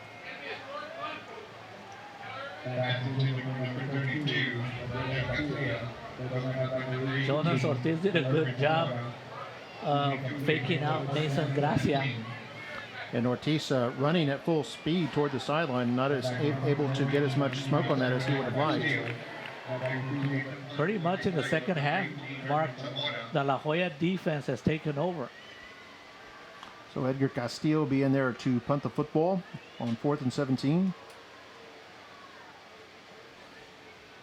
A good punt. This will be fielded by La Joya at about their 41 by Zamora, trying to run to the right side. Nothing there, so he's coming back to the left now. Has some blockers now, cuts in at the 40 and is going to be upended at about the 48, maybe the 49-yard line. Brought down by Nikki Rowe's Adrian Reyes.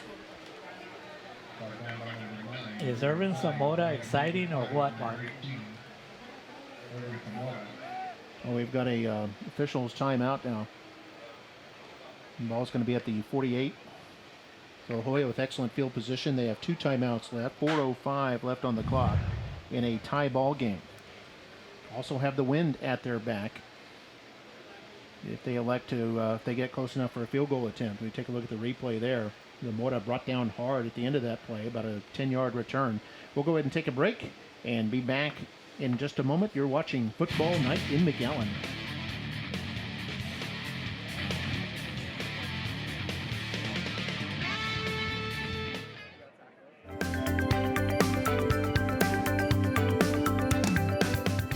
My dream is to become a marine biologist because I have always loved sharks and turtles, and exploring ocean life is what I want to do.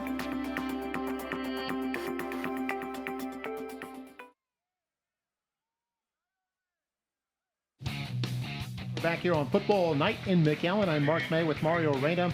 John Macias, our spotter, up here in the booth. Raul Ramos, our director. And we're in the mid-fourth quarter, and it's all tied at 14. It's been a defensive struggle here in this second half as both teams have kind of moved the ball in between the 20s. but it's gotten tight once they get inside that red zone. La Jolla's got the football now. Good field position at their own 48-yard line. Last time they had the football, they ended up with a turnover on downs at the Rose 7-yard line. They went for it on 4th down and less than a yard and couldn't get it. Here at 4:05, they're 1st and 10. Handoff Villarreal going around the right side, breaks a tackle as he crosses the midfield to about the row 48 before Chris Neal brings him down. Finally, Chris Neal. And Mark, how many carries does Eddie Villarreal? I mean, he has a lot of carries, and he's not tired. He's still running hard. Yeah, probably 20, 25 carries in this game.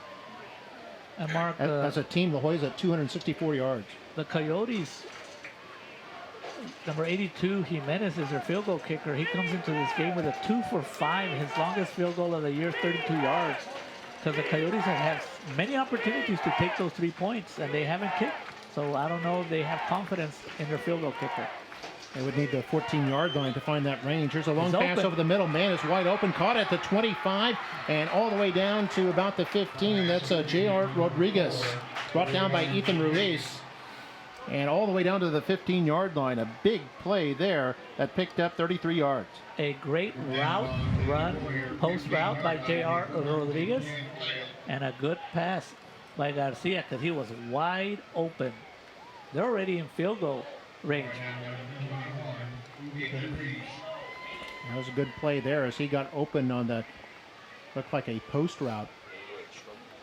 It's Villarreal time. And the clock now under 3 minutes to play.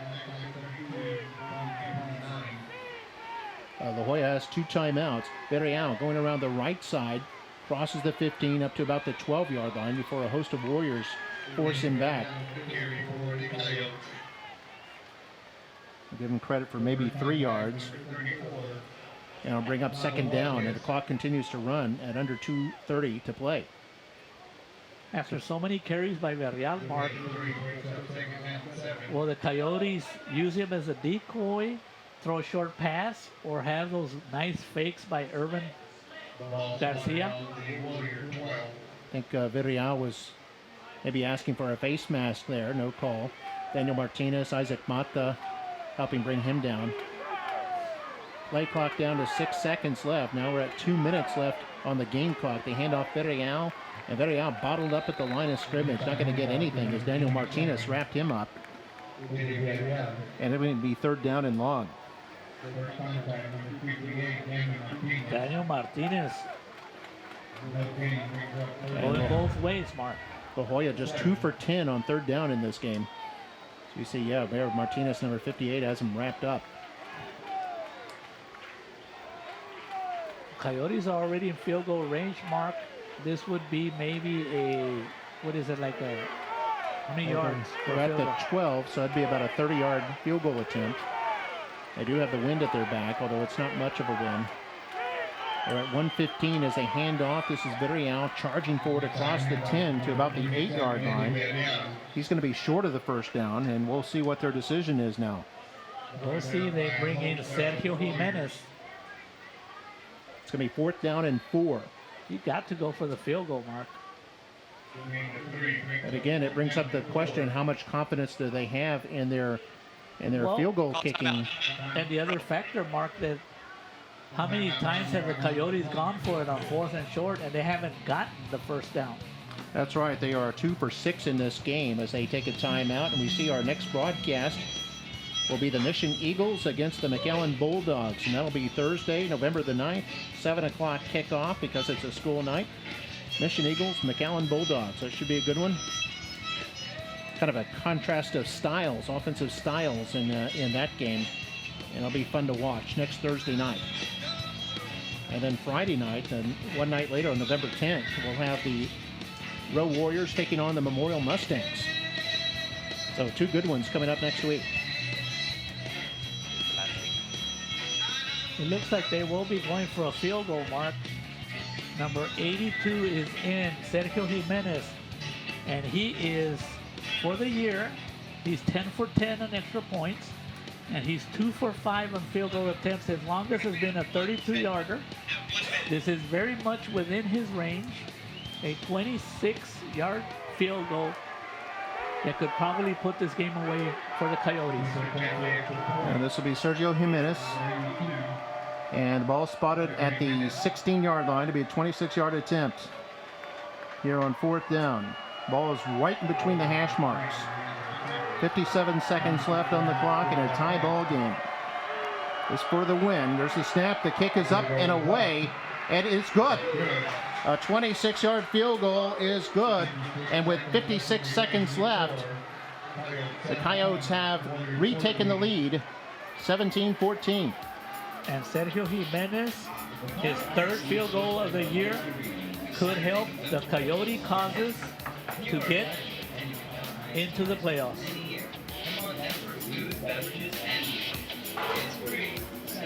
That drive taking about 3 minutes and 10 seconds. So La Jolla, good job of milking the clock and also getting the field goal executed. And they lead at 17-14. They've held the lead or they've been tied throughout this game. Rowe has never held the lead. So Rowe now facing less than a minute. They have 1 timeout left. So who are the Coyotes playing next week? I'll have to check the schedule. Mark, you got everything memorized. I usually do. Yeah, well, if they can hang on to this victory, it's a big win for them. Yeah, La Jolla next week will finish the season at home against La Jolla Palmview. Palmview is playing Mackay right now in a tough game, but the Coyotes would be favored in that game, Mark. There's the Julettes. Happy their team has taken the lead. 56 seconds left. And here's the kick. It's going to be a squib kick picked up at the 20. Went up to the 25. Now room at the 30. He's still going at the 40. And a big burst from the crowd as he nearly broke it all the way up to about the 48-yard line. A great run there by Angel Rodriguez. We've got an official's timeout now with exactly 50 seconds left in the ball game. And the Warriors do not have any timeouts.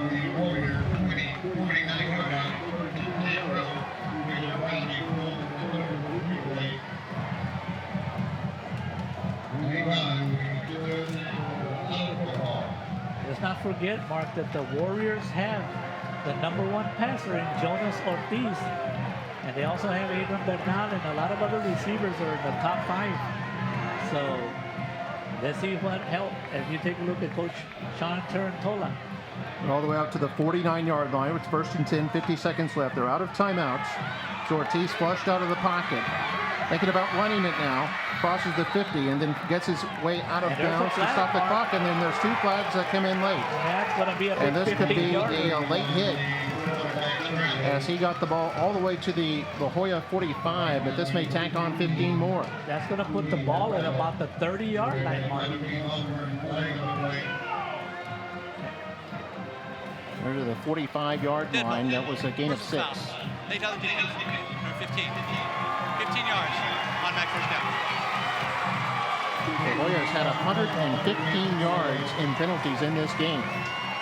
That may come back to haunt them as they move the ball all the way to the La Jolla 30-yard line. Now, mind you, Rowe only needs a field goal to force overtime. But they do have the wind in their faces. 42 seconds left and no timeouts. 1st and 10 at the La Jolla 30.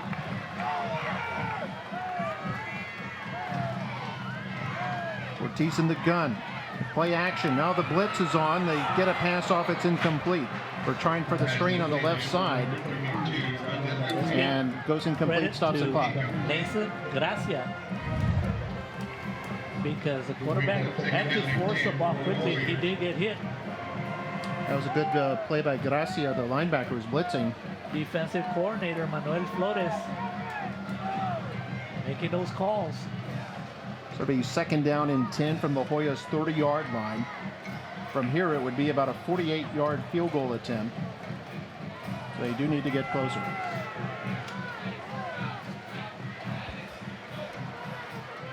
38 seconds left. So second down snap to Ortiz in the gun with Garcia behind him. And now there's a whistle.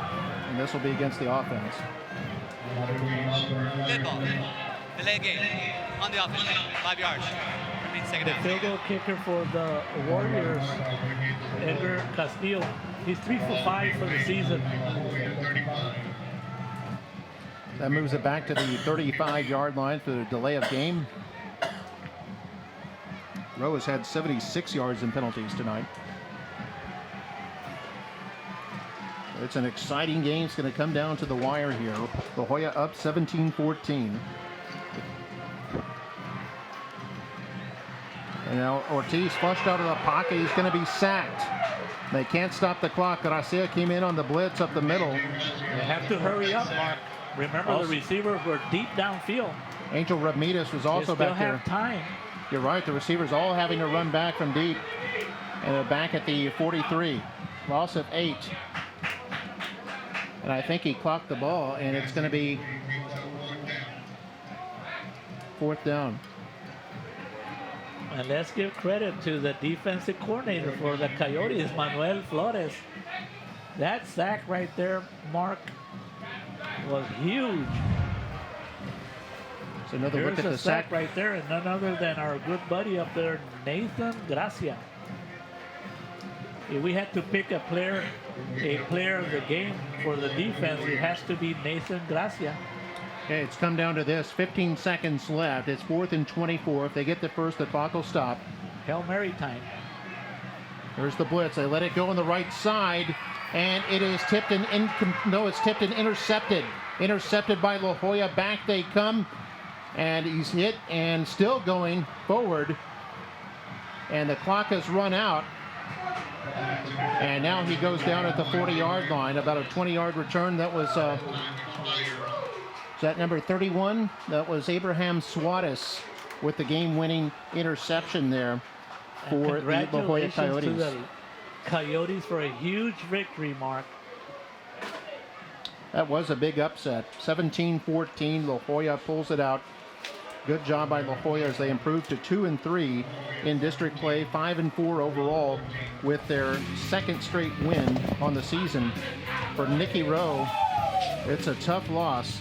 They have their 6-game win streak snapped, and they are 7-2 overall, 4-1 in district play. Of course, they still have a chance to claim a share of the district title. Next week, they'll be playing against McAllen Memorial, who's 5-0 in the district. If Rowe pulls off that win, they would both be 5-1 and would be co-champions. As we take a look at this last play once again, Ortiz went back to throw, had to let it go probably sooner than he wanted. He was hit by a blitzing Gracia.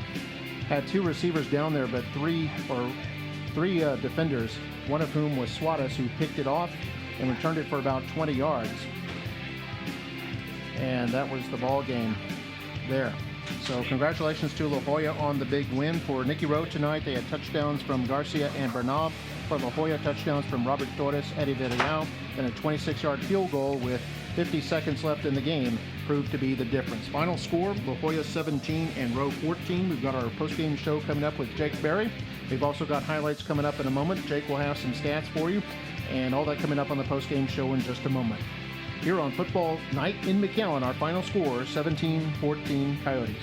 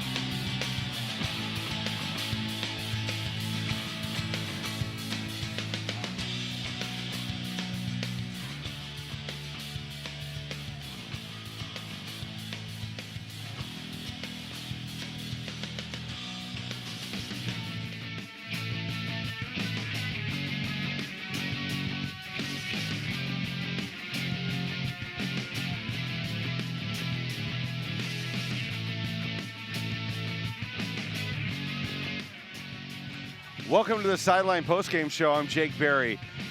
A very difficult loss tonight for the Nikki Rowe Warriors, losing 17-14 against the La Joya Coyotes. The Coyotes came in here with a 1-3 record, but they had been playing well over the last couple weeks, beating Juarez Lincoln last week, who was third in district, coming in tonight and beating Nikki Rowe and giving them their first loss in district. Nikki Rowe falls to 4-1 in district. They fall to 7-2 overall.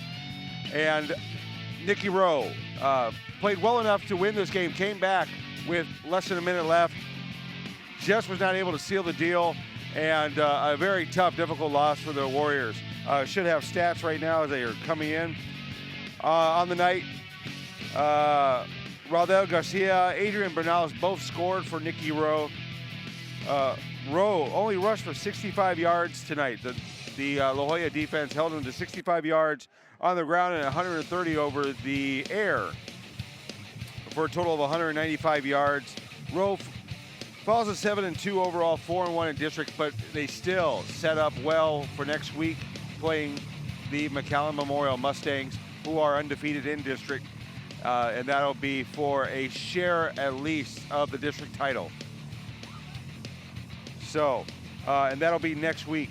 We're hoping right now to get Coach Robert Flores in, Bobby Flores in, but due to homecoming, it looks like he's not going to be able to join us tonight. But catch us next week as Nikki Rowe takes on McAllen Memorial for a share of the district title. I'm Jake Berry for MITV. Thank you, and we'll see you next week.